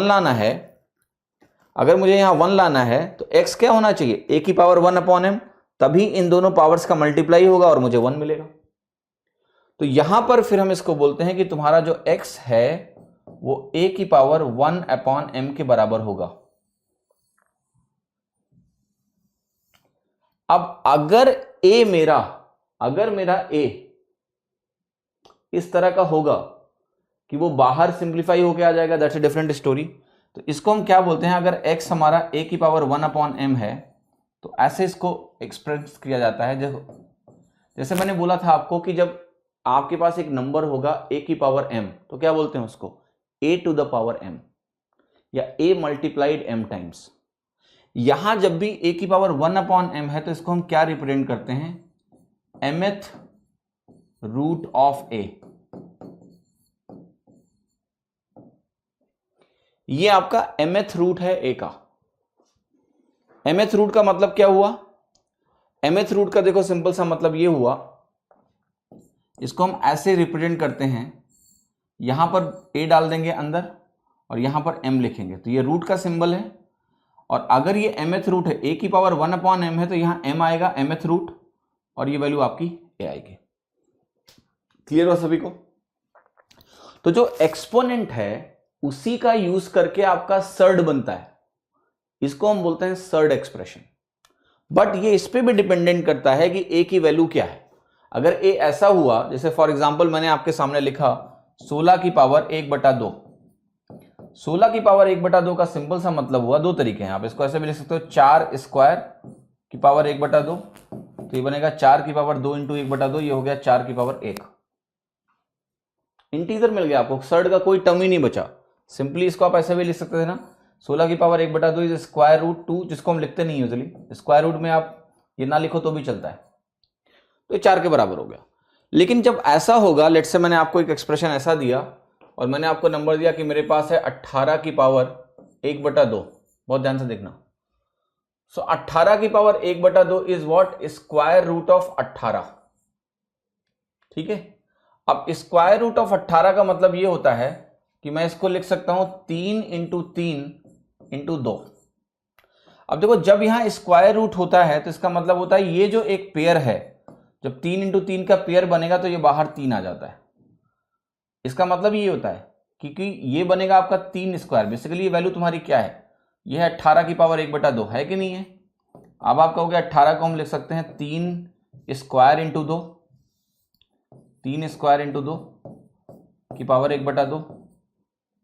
अब अगर इसको तुम खोलोगे तो ये क्या मिलेगा आपको, 3 स्क्वायर इंटू 1/2 इंटू 2 की पावर 1/2। ये वैल्यू आपकी क्या हो गई 3 और ये हो गया आपका √2। तो यहाँ देखो सर्ड का टर्म बच गया।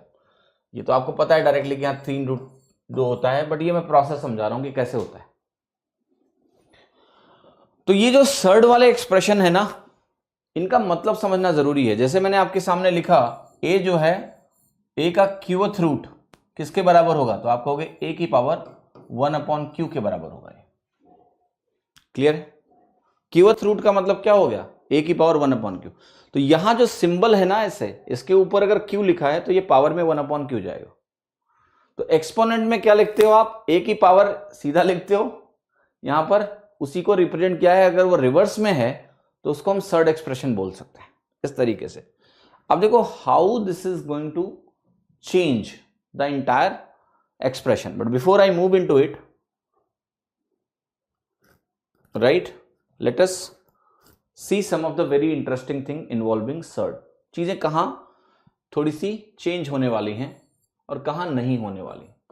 तो देखो सर्ड एक्सप्रेशन में आपको सबसे पहले यही समझना है कि अगर मैंने आपके पास लिखा है यहां पर mth रूट ऑफ a, तो ये क्या होगा आपका a की पावर 1/m। दूसरा सेकेंड पॉइंट आपको देखना है, वो सेकेंड पॉइंट जो आपका आने वाला है वो ये आने वाला है कि अगर आपके सामने मैंने लिखा यहां पर, देखो ध्यान से, mth root of a into b, this will be simply equal to a into b की power 1/m, which in turn will be equal to a की पावर 1/m इंटू b की पावर 1/m। Okay, clear. देखिए surds and indices में जो index होता है आपका वो एक्सपोनेंट ही होता है, तो टेंशन मत लो। हाँ जी, सेम चीज है। तीसरा, अगर मैंने आपसे बोला कि मेरे पास एक वैल्यू है स्क्वायर रूट ऑफ a/b और यहां पर मैंने लिखा है mth रूट, तो ये वैल्यू किसके बराबर होगी, आप कहोगे बेस मेरा एक हिसाब से a/b है और यहां पर पावर में क्या आएगा आपका 1/m आएगा। तो ये वैल्यू आपकी हो जाएगी a की पावर 1/m अपॉन b की power 1/m, which I can write as a की पावर 1/m इंटू b की पावर, अगर 1/m को मैं ऊपर ले जाऊंगा तो क्या ये माइनस बनेगा, so it will B b की पावर -1/m। क्लियर है। पॉइंट नंबर 4, अगर मेरे पास यहां पर लेट से है mth root of a into यहां पर है मेरे पास mth root of b, right, will this be equal to like this, क्योंकि ये वैल्यू आपकी किसके बराबर है, a की पावर 1/m इंटू b की पावर 1/m है कि नहीं है। क्या मैं इसको ऐसे लिख सकता हूं a इंटू b की पावर 1/m, तो क्या मैं इसको ऐसे लिख सकता हूं mth root of ab, yes, actually में ये यहीं से निकला है, this is equal to mth root of a into mth root of b, same चीज है। कहाँ m होगा, 1/m ही होगा ना, सही है ना सब। Please, is it clear to everyone or anybody having any confusion in this. n को मैंने m से रिप्लेस कर दिया, कहां पर, फोर्थ में गलत लिखा है, अच्छा ठीक है, अब सही है, ठीक है, मेक सेंस। क्या आपको समझ में आ रहा है कि इस एक्सप्रेशन को हम ऐसे भी लिख सकते थे कि यह है मेरा mth root of a divided by mth root of b, yes. So अगर मेरा mth रूट है a अपॉन b का पूरा, तो it is mth root of a divided by mth root of b also. सही है ना? अब ओके, क्लियर है सभी को? तो this is the basic property of surd. There are many other things that will see, but अभी आपको एटलीस्ट इतना समझना है. कुछ और भी चीजें मैं आपको दिखा रहा हूं जो आपको समझना है. पॉइंट नंबर 5, मान लिया आपके सामने मैंने यहां पर लिखा है, यहां पर मेरा mth रूट है, ध्यान से देखना, और ये mth रूट देखो मैं किसका लिख रहा हूं, यहां पर मैं लिख रहा हूं a की पावर m है मेरे पास, ठीक है, इंटू b की पावर मेरे पास 2m है, इंटू c की पावर मेरे पास 3m है, right? So what will do in this case, आप कहोगे देखो सिंपली बात यह है ना कि a की पावर m अगर m बार मौजूद है तो वो बाहर a आ जाता है सीधा. b की पावर m जो है 2 बार मौजूद है ना, b की पावर 2m है बेसिकली, तो I can say it is b square की पावर m. अगर b स्क्वायर m बार मौजूद है और mth रूट निकाल रहे हैं तो यहां सीधा बाहर b स्क्वायर आ जाएगा. यहां ऐसे c क्यूब जो है वो m बार मौजूद है और यहां mth रूट में निकाल रहा हूं तो बाहर सीधा क्या आ जाएगा, c क्यूब आ जाएगा. बेसिक सिंप्लीफिकेशन है जो आपको आना चाहिए, इसमें आपको कहीं कोई कंफ्यूजन नहीं होना चाहिए. छठवां पॉइंट देखिए आप, मान लिया आपको मैंने वैल्यू दिया है mth रूट ऑफ a और इसकी पावर मैं लिख रहा हूं मान लिया n, तो ये क्या बनेगा, आपको ये जो वैल्यू है अंदर यह है a की पावर 1/m है कि नहीं है, पावर में क्या है n, तो क्या ये a की पावर n/m बनेगा. यस. आपको कुछ भी रटना नहीं है, आपको बस सिर्फ देखना है कि क्या हो रहा है, कैसे हो रहा है, क्योंकि ये वैल्यू पता है a की पावर 1/m है, n गया. अब आपको सर्ड की प्रॉपर्टी एक्सपोनेंट में पढ़ा ही चुका हूं मैं कि a की पावर समथिंग है और पावर में समथिंग है तो दोनों मल्टीप्लाई हो जाते हैं, तो n/m बन गया यहां पर. ठीक है. पॉइंट नंबर 6, अच्छा मान लिया मैंने आपके सामने ऐसे लिखा, यहां पर मैंने लिखा है mth root of a, right, फिर मैंने एक ऐसे लगाया सिंबल और यहां लिखा मैंने n.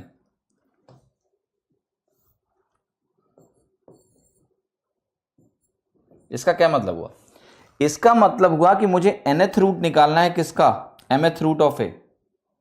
I can write like this, nth root of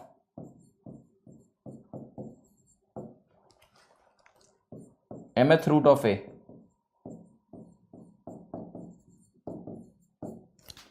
तो पहला काम आप क्या करोगे, इसका mth रूट निकालोगे. सो अगर मैं इसका mth रूट निकालूंगा तो मुझे क्या मिलेगा जरा बताओ, इधर लिखो. सो आप कहोगे ये बेसिकली वैल्यू इसके बराबर है, यहां n है, यहां बनेगा मेरा a की पावर 1/m पहले बनेगा. मैंने ये m रूट का सिंबल हटा दिया, ठीक है, तो a की पावर 1/m बनेगा. अब फिर मैं क्या करूंगा, अब फिर मैं nth रूट का सिंबल हटा दूंगा. सो मैं कहूंगा मेरे पास यहां 1/m है और बाहर अब पावर में 1/n आ जाएगा, क्योंकि एक रूट हटाता हूं तो पावर में 1/, आता है जो भी अंदर होता है उसका. तो क्या ये वैल्यू आपकी a की पावर 1/mn हो गई? यस. हुई कि नहीं हुई? यस और नो? से यस कि ये वैल्यू आपकी पावर में क्या हो गई. ओके,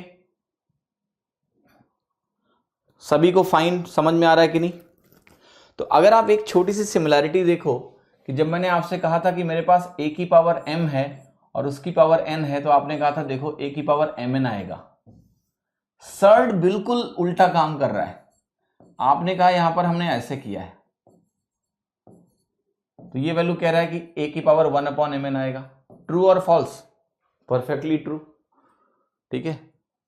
यहां पर क्या है, क्योंकि मुझे पता है ये पावर 1/n में होता है, तो ये 1/m 1/n मल्टीप्लाई होकर 1/mn दे देगा. फाइन और not? Yes.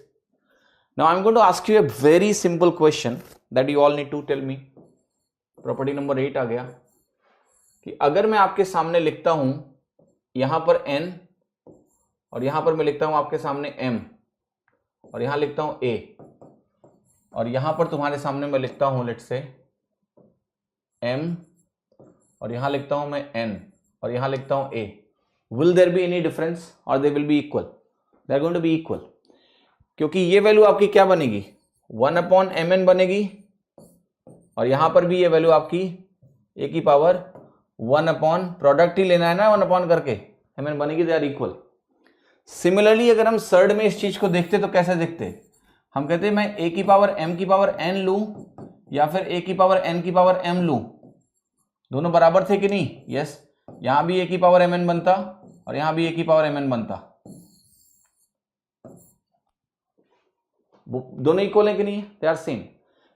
It is not only valid for two, actually it is valid for any number of items, right. जैसे मैंने आपके सामने एक एग्जांपल दे रहा हूं, आपको क्लैरिटी मिलेगी। जैसे मैंने कहा मेरे सामने एक नंबर है, यहां पर x है, यहां पर y है, यहां पर मेरे पास z है,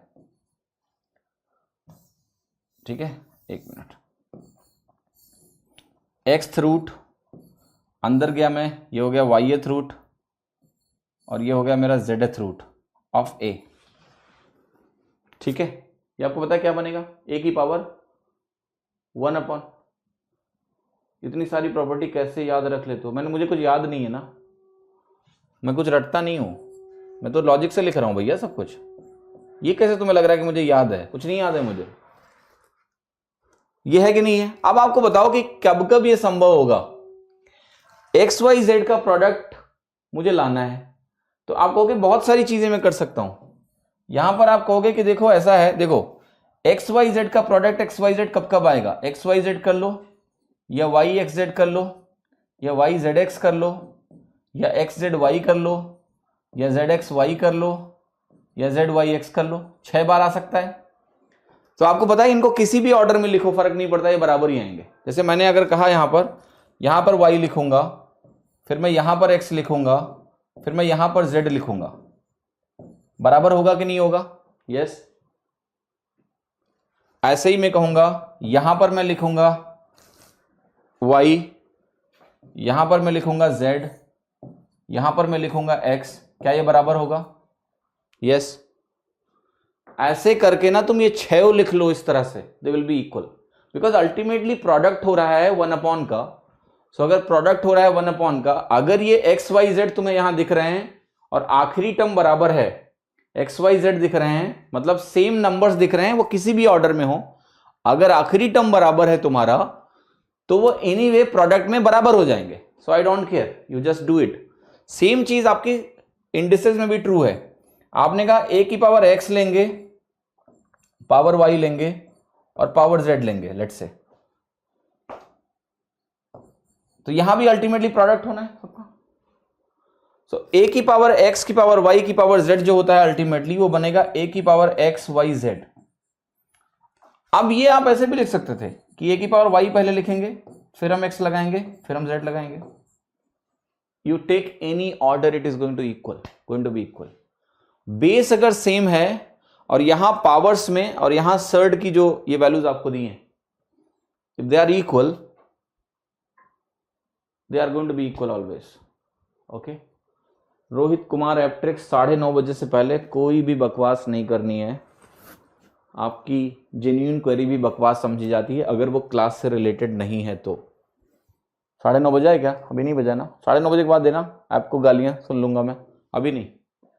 अभी पढ़ लो, ये इतनी अच्छी सी चीजें पढ़ा रहा हूं, तुम्हें मजा नहीं, तुम्हें लग रहा है आर्ट पढ़ा रहे हैं तो लाइन वाइन खींच रहे हैं, क्या सीखना है इसको? हाँ, बाद में रोओगे कि हमें समझ में नहीं आया सर।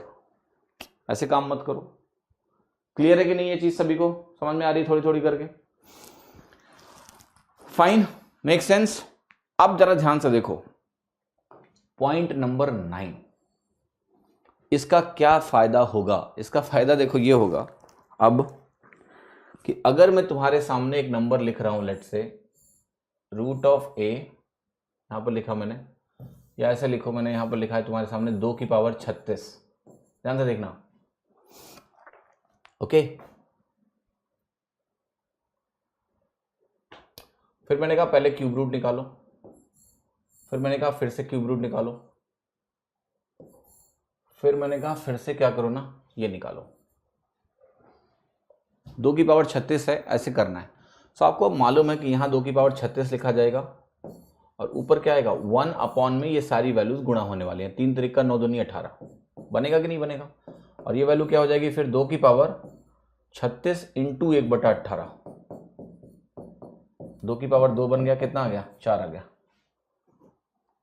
इज इट क्लियर और not? Okay, fine, make sense? ये एग्जाम्पल समझ में आया आपको? Yes, look at this example.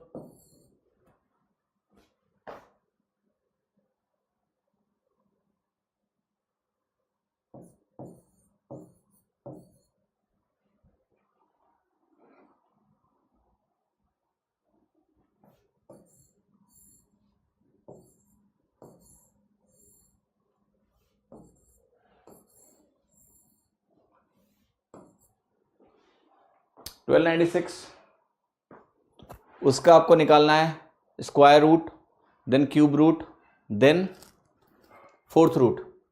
ठीक है, कैसे करोगे? आप कहोगे आपके पास यहां 1296 लिख लो. ओवरऑल पावर में कितना आएगा? 1/2 6 चौके 24, ये बनने वाला है. अब देखो जो 1296 तुम्हारे पास है ये बेसिकली होता है आपका 36 का स्क्वायर. 36 के स्क्वायर को मैं क्या बोलूंगा? 6 की पावर 4. सो अल्टीमेटली जो मेरे पास नंबर है वो ऐसा है.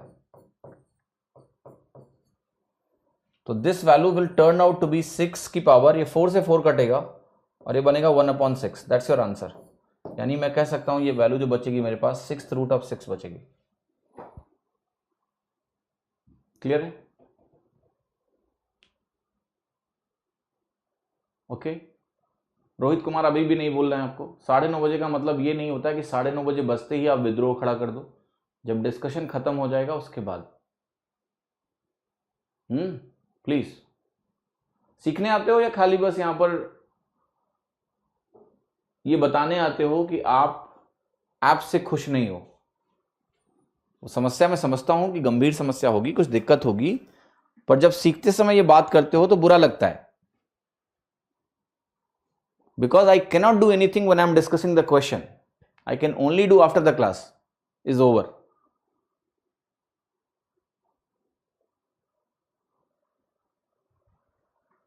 Clear है? So बाकी सवाल कल करेंगे. I just try to give you a brief glimpse of this because it is important. And फिर कल बहुत सारे केस करेंगे एक्चुअली, important ones जो simplification में need है. Okay.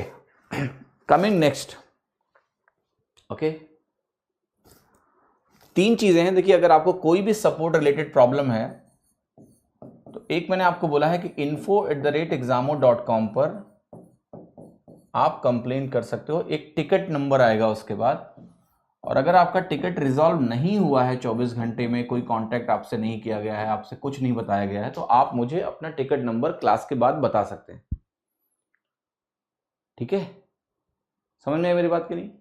पहली चीज, क्योंकि मुझे सिर्फ ये बोलने से मैं भी कुछ नहीं कर सकता हूं, क्योंकि डिवाइस स्पेसिफिक इश्यूज में हमें लॉग कलेक्ट करना पड़ता है. डिवाइस का एक टूल है अंदर लॉग कलेक्शन का, जिसको आप शेक करते हो मोबाइल ना, जब आप ऐसे शेक करते हो तो वो टूल खुलता है. उस टूल से हम लॉग देखते हैं आपके डिवाइस का कि कहां प्रॉब्लम आ रही है. लॉग के बाद टेक्निकल टीम उसको चेक करती है. मैं चेक नहीं करता हूं, टेक्निकल टीम करती है. दूसरा आपका है चैट विद अस ऑप्शन करके. ठीक है, जो भी ऐप में मौजूद है, आप ऐप में जाओ, चैट विद अस का ऑप्शन यूज करो. तीसरा ऑप्शन है हमारा कॉल का.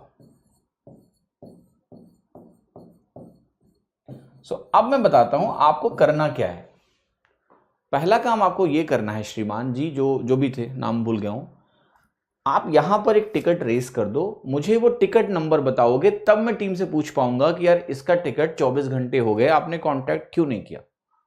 Then I can ask them questions. पर अगर आप सीधे आके बस बोलोगे तो मैं भी कुछ नहीं कर सकता हूं. देखो, कोई भी समस्या जो होती है ना, उसका समाधान ढूंढने के लिए प्रयास करना पड़ता है ना. तो उसके लिए कुछ तरीका है, ये तरीका है. ठीक है, आप मुझे ये करके दो कि भाई मैंने अपना इशू रेस कर दिया और मुझे किसी ने कांटेक्ट नहीं किया. वैसे अभी क्रिसमस है, आज छुट्टी है, ठीक है, तो आज कोई मिलेगा नहीं तुम्हें. और एक चीज ये भी समझते हैं कि देखिए, नया ऐप है, कोई भी ऐप होता है, उसको स्टेबलाइज होने में टाइम लगता है, थोड़े बहुत इश्यूज होते हैं. बट मैं आपको एक बात बता रहा हूं, 97 to 98% स्टूडेंट्स को कोई दिक्कत नहीं है. 2-3% केसेस हैं जहां प्रॉब्लम है, वो हम एक्सेप्ट करते हैं कि there is a problem, but वो हमेशा होता है. वो हमेशा होता है, किसी भी ऐप में होता है, उनको हम इंडिविजुअली सॉल्व करते हैं। डिवाइस स्पेसिफिक इश्यूज होते हैं तो उसको हमें चेक करना पड़ता है, उसका एक प्रोसेस होता है, बग क्या है, कहाँ दिक्कत आ रही है। अगर वीडियो रिलेटेड प्लेबैक इश्यूज हैं तो उस पर्टिकुलर डिवाइस को इवन हम लोग ऑर्डर करके चेक करते हैं कि इस पर्टिकुलर डिवाइस में प्रॉब्लम क्यों आ रही है। देन हम उसका जो ऐप अपडेट होता है वो रिलीज करते हैं टेस्टिंग के बाद, ठीक है। तो थोड़ा सा कॉपरेशन मुझे आपसे चाहिए कि क्लास में डिस्टर्ब मत करो। आप बाद में ये चीज, मुझे टिकट नंबर दो ना, मैंने बोला ना मैं बिल्कुल अकाउंटेबल हूं इस चीज के लिए। ओके, आप यहां पर टिकट रेस करो और अगर आपके टिकट पे कोई एक्शन नहीं होगा, छुट्टी छोड़ के 24 घंटे में वो आपसे पहली बार जरूर कांटेक्ट करेंगे। छुट्टी होगी तो नहीं करेंगे। अभी ईयर एंड का टाइम है, थोड़ा बहुत समझ लो, छुट्टी पे लोग जा रहे हैं, फ्राइडे आज क्रिसमस थी काइंड ऑफ, तो अभी थोड़ा सा ईयर एंड में थोड़ा चैलेंज होता है। But you raise this, follow the process and let me know. आप मेरे को आगे टिकट नंबर अपना बता देना, मैं लिख लूंगा, डायरी रखता हूं बगल में अब मैं, ठीक है। तो आपको समस्या नहीं होगी, हमारा प्रयास यही है, ठीक है। हमारी कंपनी की जो वैल्यूज हैं, हर कंपनी की एक वैल्यू होती है, हमारी कंपनी की भी वैल्यूज हैं, उसमें पहली जो वैल्यू है वो यही है, डिलाइटिंग learners. Learner delight is our value of the company. So we always try to make best effort to keep you delighted, not happy, delighted. Delight करने का मतलब होता है वो happiness से भी ऊपर लेवल का चीज है। So we work on that principle. But yes, there are issues which takes little time. थोड़ा समय लगता है, थोड़ी परेशानी होती है। Okay, fine. समझ में आया सभी को? तो प्लीज फॉलो करिए इन स्टेप्स को और फिर मेरे को यार बोलो, मेरे को टिकट नंबर दोगे तब मैं उनसे पूछ पाऊंगा, वरना क्या होगा, आप हवा में बोल के आप चले जाओगे, हवा में बोल के मैं चला जाऊंगा, कुछ नहीं होगा। वो कहेंगे किसका इशू था, तो मैं क्या बोलूंगा आपका नाम, कि एक लड़का था क्लास में उसने ऐसा बोला था, मैं क्या बोलूंगा उनको, नहीं बोल सकता ना कुछ, ठीक है। I need to tell them okay this is the issue, this is the ticket number, please look into it. Okay, देखिए a की पावर 3 और b की पावर 4 में रेशियो क्या होगा, a और b का, ऐसे रेशियो नहीं निकलता है। a की पावर 3 और b की पावर 4 बराबर है, तो बताओ a और b का रेशियो क्या है।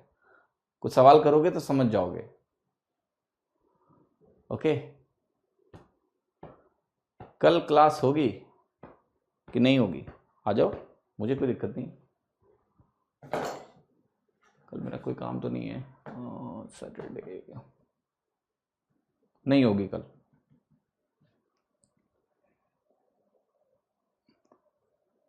आठ से 10 कर सकते हैं क्लास, आ जाओ कर लेते हैं, कोई दिक्कत नहीं है। मेरा जो भी है वो 11 AM से शुरू होगा, ठीक है। Come tomorrow, will do the class.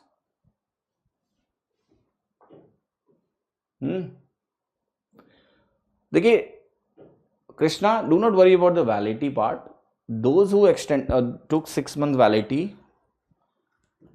and since course got late due to me, though I was teaching more detailed, but still I am taking responsibility because मैं थोड़ा क्या कहते हैं, वो था, बीमार हो गया था बीच में ना, डेंगू भी हो गया था, तो मैं वो मानता हूँ और इसलिए मैंने सबकी वैलिडिटी को बोल दिया है कि जब तक कोर्स खत्म नहीं हो बढ़ा दें। उनको जिन्होंने 6 महीने का मिनिमम सब्सक्रिप्शन लेके रखा था, जो वाकई में कोर्स खत्म करने आए थे, ठीक है, तो उसकी चिंता आप मत करो, भी पढ़ते रहो, वो इश्यू नहीं होगा। ओके, तो बता दो कल आना है कि नहीं आना है, रिवाइज करना है तो मैं छोड़ दूंगा, मुझे कोई दिक्कत नहीं है। वैसे भी मंडे टू फ्राइडे हो गई है क्लास। कोई नहीं, कल रेस्ट ले लो, रिवाइज कर लो, मुझे कोई दिक्कत नहीं, नोट्स वोट्स बना लेना अच्छे से, है ना। नया टॉपिक शुरू हुआ है तो मंडे को ही करेंगे, ठीक है। इसमें बहुत ज़्यादा थियरी नहीं है, बट 2 क्लास और लगेगी मुझे, थियरी मतलब इन द सेंस की बेसिक चीज़ें बताने के लिए, एक्सप्रेशंस क्या क्या इंपॉर्टेंट है, फिर हम बढ़िया से सवाल करेंगे खूब सारे, तो आपको इस टॉपिक में क्लैरिटी मिल जाएगी, है ना। ओके, आ जाओ, कल आ जाओ। नहीं आना है, आना है, आएंगे। नो सर, नो क्लास, कोई नहीं, रिवाइज करो, ठीक है, that's also a good idea, good idea, revise कर लो कल। Fine. So thank you so much. कल कोई क्लास नहीं होगी, संडे को भी कोई क्लास नहीं होगी. रिवीजन करो और मंडे को आओ, ठीक है? मंडे को बात करते हैं, फिर हम आगे का प्लान भी डिस्कस करेंगे अगले वीक में. Okay, do not worry, we are on track, we are learning in a good way and I am ready to spend time with you. What's the problem? Be happy. Revise करो, notes बनाओ. जिन्होंने notes नहीं बनाए notes बनाओ, please please please please please please please. Okay, alright.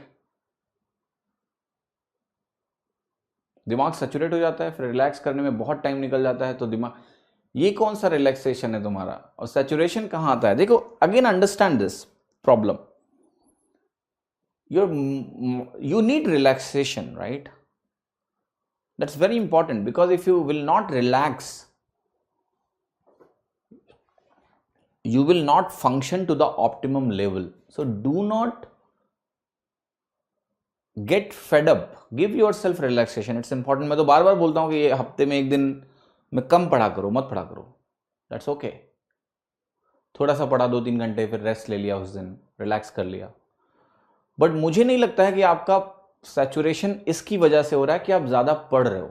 मुझे ऐसा लगता है कि आपका सैचुरेशन इसलिए हो रहा है because you are thinking too much.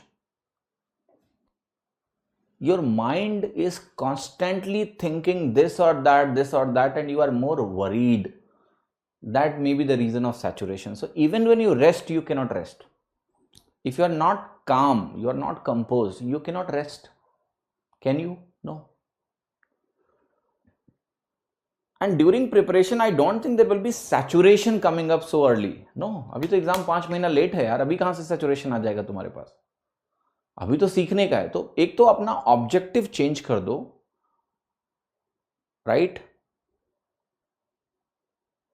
Objective, देखिए रोहित, फिर से मैं बोल रहा हूं, मैं आपको ब्लॉक नहीं कर रहा हूं.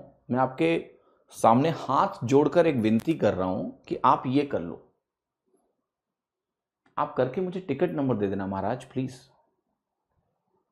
सो we are not different. You and me are working to make this course successful, but let us follow the process and go through that. वरना सपोर्ट ऐसे नहीं होता कि आप, जैसे आपने मुझे बोल दिया, you give me some concrete thing कि भाई ये मेरा टिकट नंबर है सर, ये ले लो और मेरा करवा दो काम. तो मैं पूछूंगा टीम से कि क्या हुआ इस बच्चे का.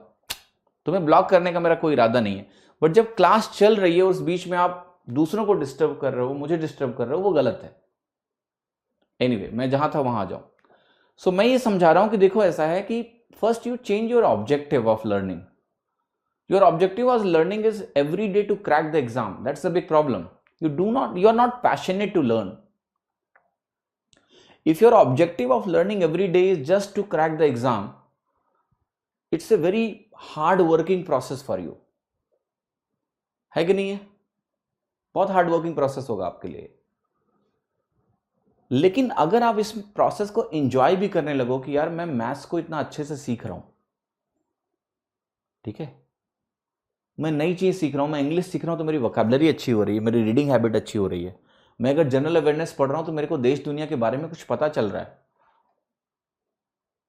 So if your objective is that, okay, you are basically preparing for an exam and you are learning also, you are enhancing yourself or not? Yes. So it's a very win-win deal actually. Very win-win situation in life. It's a good thing. So एक तो अपना perspective बदलिए. दूसरा, yes, some physical activity is important, do that. और आप tired या saturate mentally होते हो, मैं आपको बता रहा हूं, ज्यादा, because you think too much. Okay, आप बहुत ज्यादा सोचते हो और उससे अपने आप को ज्यादा थका लेते हो. आप सोचिए, एनालिसिस करिए, that's a good thing, but unnecessary worry, tension में सोचना बेवकूफी है. देखिए, वैलिडिटी के जितने भी केसेस हैं Deep, there is a process. Please talk to the team, they know how to proceed with that. Okay, so please talk to the team if you have any confusion about it, क्योंकि मैं सारी चीजों को लेकर aware नहीं हूं. ठीक है, ब्रिलियंट स्टूडेंट ही पढ़ेगा एग्जामों पे, ओनली इडियट नहीं. रोहित, देखिए यहां पर प्रॉब्लम क्या है ना, आप यहां लड़ाई करने आए हो बाकी बच्चों से और मुझसे. That is not the right way to solve anything actually. इतनी देर में आपने शायद टिकट जनरेट करके मुझे अगर टिकट नंबर दे दिया होता तो मैंने अभी जाके टीम से बोल दिया होता कि भैया ये बच्चा है, इसका केस प्लीज प्रायोरिटी में देख लो, ठीक है। But you are not doing that, that's the problem. So मैं आपसे हाथ जोड़ के विनती कर रहा हूं, हाथ जोड़ के, क्योंकि ऐसे तो तुम मानोगे नहीं, है ना, कि मेरी बात मान लीजिए, आप यहां टिकट रेस कर दीजिए, ठीक है।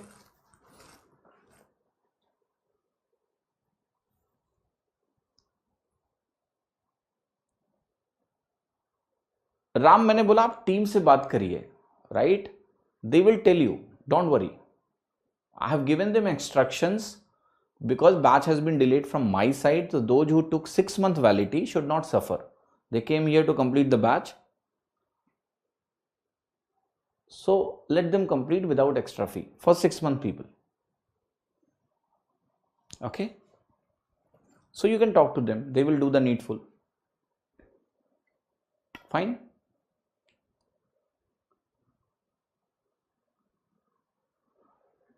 So do not worry about this. क्या कहते हैं? We are on track, don't worry. Our course is going on track. You are learning, that's a wonderful thing, and we have a lot of time.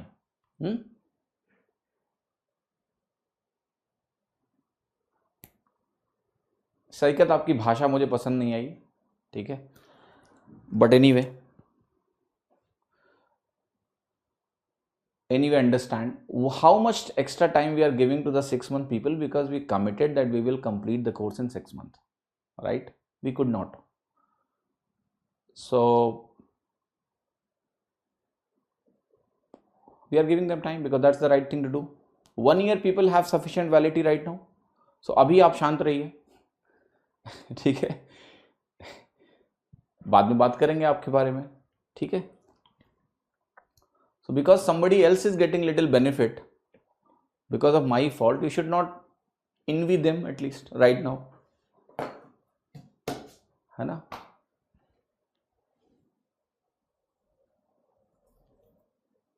Class में नींद आता है तो class में मत आइए, सोइए घर पे। नींद तभी आएगा जब आपको इंटरेस्ट नहीं आएगा, या तो मैं खराब पढ़ा रहा हूं, या तो बोरिंग पढ़ा रहा हूं, या आप इन्वॉल्व नहीं हो, सिंपल सी बात है। Okay, clear? So find out what is your reason and then work on that. Okay, चलो अभी घर जाओ। और कुछ लोग सवाल पोस्ट कर रहे थे कि इस केस में क्या होगा, अगली क्लास में बात करेंगे, अगली क्लास में बात करेंगे, है ना।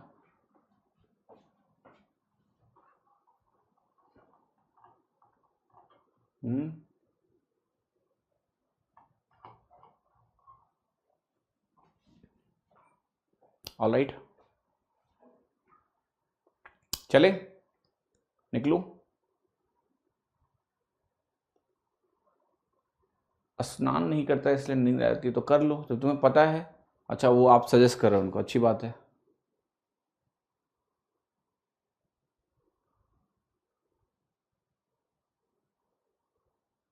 सैकत, मैंने आपके कमेंट को लेके एक ऑब्जेक्शन रेज किया, ओके, फिर भी आप वही कमेंट कर रहे हो। आप एक अच्छे स्टूडेंट हो क्लास के, मुझे ऐसा लगता है। So please don't do things that I take any action, I don't want to.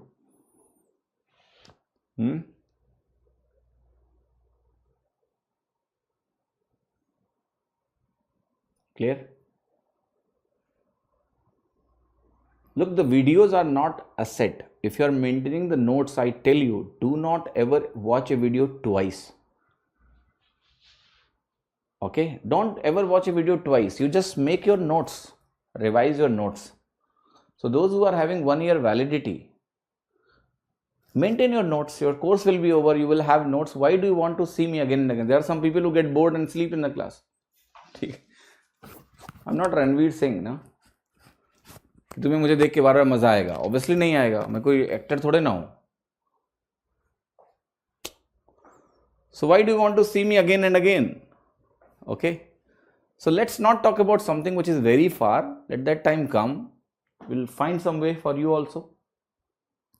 Okay, घर जाइए, मिलते हैं मंडे को अब। Bye bye, thank you so much. Merry Christmas. हाँ, मैंने कल क्लास में बताया था कि हिंदी मीडियम के स्टूडेंट होने की वजह से मैं कई वर्षों तक इसको मेरी क्रिसमस नहीं जानता था, मैरी क्रिसमस, ठीक है, because the only English word which was very popular was merry among Hindi student. तो ये मेरी क्रिसमस नहीं था हमारे टाइम पे, बहुत सालों तक ये मैरी क्रिसमस चला है, ठीक है, merry Christmas, merry Christmas. But later on I learned it's not marry, it's merry Christmas, right? ये हिंदी माध्यम के छात्रों की एक अलग विडंबना है कि जब वो किसी शब्द को सुनते हैं ना तो उनका इंटरप्रिटेशन बिल्कुल अलग होता है। जो जानते हैं वहीं से होगा ना। तो हमने मैरी मैरी सुना तो हमको लगा मैरी चल रहा है काफ़ी सालों तक। मुझे तो याद है जब पहली बार मुझे फ़ोन मिला था किसी का,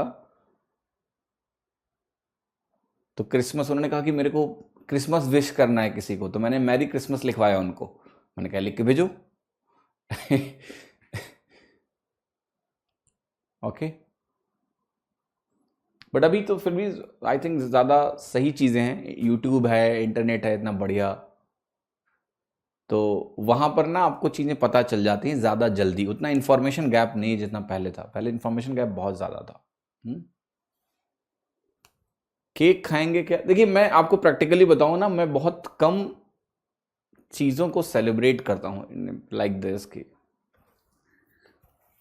है ना। हम उस माहौल से आए जहाँ पर हमारा बर्थडे वाले दिन नहीं मनाया जाता था। जो दिन होता था डेट, वहाँ तिथि के हिसाब से बर्थडे चलता है। आज भी हमारे जो पेरेंट्स हैं मेरे, they never wish me on my birth date, okay, they actually don't wish me at all, ठीक है। सो इतना वो नहीं होता, इतना ज़्यादा कॉल करके बोलने वाला गेम नहीं है। कभी उनको याद रहता है 5 साल में एक बार तिथि वाले दिन, तो फ़ोन कर देंगे हमको कि आज तिथि से तुम्हारा बर्थडे है। अच्छा, मम्मी से बात हो जाती है उस मामले में। तो ये सब केक का सिस्टम शुरू हुआ जब मैं कॉलेज में आया, इंजीनियरिंग कॉलेज में। तो वहाँ ये हुआ कि बर्थडे होता है, केक चलते हैं, सब चीज़ें वहाँ से स्टार्ट हुई। But this does not, it never have a fancied way in my mind, never. So I do not feel कि अच्छा चलो क्रिसमस है तो आज केक होना चाहिए, नो। मे बी अगर कुछ काम कम होगा तो मैं थोड़ी सी किताब पढ़ लूँगा, बुक पढ़ लूँगा, अच्छा लगता है पढ़ना। बहुत सारी किताबें लेकर आया हूँ मैं कुछ दिन पहले, 25 किताबें, ठीक है। I love to read that. या द्वितीय तृतीय काइंड ऑफ। दीप, मैंने क्या बोला कि look, you say anything to me, I will only be able to take something action when you raise the ticket here, okay. You raise the ticket, if there will be any issue, we have weekly meetings with team, we discuss all kind of issues, support, sales, whatever. You send your issue here, then it will be logged in. Orally मैं अभी दिमाग में लेके जाऊंगा तो मैं उतर जाएगा अभी सब, okay. So you just celebrate the way you feel like. तो हमारे यहाँ क्या हुआ, ऐसे सेलिब्रेशन होते ही नहीं थे कभी। तो जब उस तरह के सेलिब्रेशन नहीं होते तो मैं बहुत ज़्यादा उससे अटैच नहीं होता हूँ, मुझे अच्छा नहीं लगता है। एक्चुअली मुझे उस तरह के सेलिब्रेशन में बुरा लगता है। बुरा इन द सेंस कि I do not want to be centre of attraction anywhere, really I don't like it. जैसे मान लिया आप ऑफिस गए और ऑफिस में ये हुआ happy birthday, I don't like it. इसलिए nobody knows my birthday in office. Those who know, they know कि it should not be publicised, क्योंकि फिर अच्छा नहीं, दूसरों के उसमें खड़ा होना अच्छा लगता है ना, because then you are not centre of attraction, someone else is. तो सबका अपना अपना वो है ना नेचर। इट्स नॉट गुड और बैड, इट्स अबाउट कि जैसे आपकी जो अपब्रिंगिंग होती है जिस तरीके से, उसका असर होता है थोड़ा बहुत। तो you develop some kind of preferences कि चलो मैं ऐसा ही मिनिमल रहना चाहता हूँ, ठीक है। तो वही है। कॉलेज में बताऊँ आपको, जब मेरा बर्थडे होता था मैं भाग जाता था। 1 साल रुका तो वहाँ थोड़ा कुछ ज़्यादा ही, entire hostel is there and this and that, मेरे को पसंद नहीं है तो मैं अगले साल से निकल जाता था वहाँ से, कहीं रहता ही नहीं था हॉस्टल में, लोगों के बर्थडे में पार्टिसिपेट करता था। I love to do that, but खुद में इतना पसंद नहीं था मुझे। आप मैथ्स पढ़ाते कभी बोर नहीं हुए? That's a very interesting question actually, very nice question, right? So when I wanted to become teacher, I'll just share and then I'll close the class. This was one question going through my mind continuously, that doing the same work again and again, one, I get bored. This was the first question I asked, because definitely I would not like to do something for some time and I get bored out of it.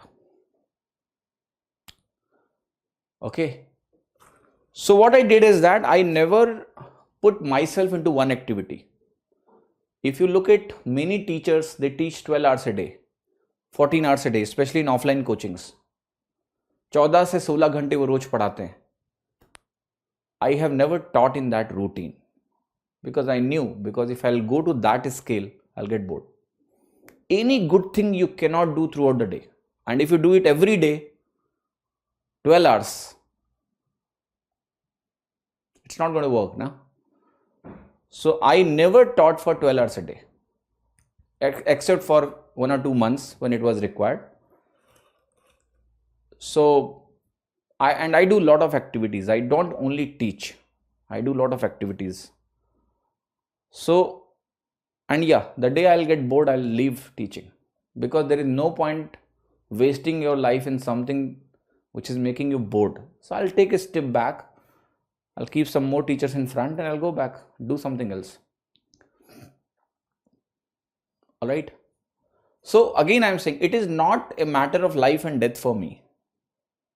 I may get bored of teaching. Maybe in 10 years, I don't know. अभी तो नहीं है, अभी तो बड़ा मज़ा आता है मुझे लोगों को सिखाने में, because I am able to add more value into your learning. I am able to influence you a bit in your thought process, in your thinking, in your life skills. तो मुझे एक ऐसी अपॉर्चुनिटी मिलती है जहां मुझे लगता है मैं सोसाइटी में कुछ पढ़े लिखे लोगों को इन्हांस कर पा रहा हूं. So that's the objective. तो अभी कोई दिक्कत नहीं है, मतलब अगर मैं बोर हो जाऊंगा मान ले 10 साल में, मैं कोशिश कर रहा हूं कि मैं ना हूं, because I carry my life that way that कि teaching should never be a boring exercise for me. अगर कभी होगा तो मैं पढ़ाना जरूर छोड़ दूंगा. ठीक है, पहली बात. दूसरा ये भी हो सकता है कि मेरे को कुछ सालों बाद कुछ नया ऐसा इंटरेस्ट मिले कि मुझे उसमें ज्यादा मजा आने लगे, मुझे लगे यार अब मुझे ये परस्यू करना चाहिए. लाइफ तो एक ही है ना. अब let's say I feel like कि I tell you this, I always think about one thing. I should not become that teacher का ठप्पा मेरे ऊपर लग गया और मैं इसके अलावा कुछ नहीं कर सकता हूं. This is the worst tagline you can carry, कि इसके अलावा तुम कुछ कर ही नहीं सकते हो. ठीक है, ऐसा नहीं है मेरे साथ. So मैं मे बी किसी और चीज में खूब ज्यादा इंटरेस्टेड हो जाऊं 5 साल बाद, तो मैं वो करूंगा. ठीक है, ये नहीं करूंगा मैं, है ना. बोर क्यों होऊंगा? बोर तो नहीं होना है, मेरे पास एक चॉइस नहीं है. मैं बोर हूं और पढ़ाता रहूं, नहीं पढ़ाऊंगा. बट चिंता मत करो, अभी इतना जल्दी नहीं होगा. Maybe next 4-5 years. तो I am feeling I can do teaching in a good way. कल क्लास नहीं है, घर जाओ. ठीक है, thank you, see you all on Monday. काफ़ी लेक्चर हो गया आज. Bye bye bye bye, thank you and what ever.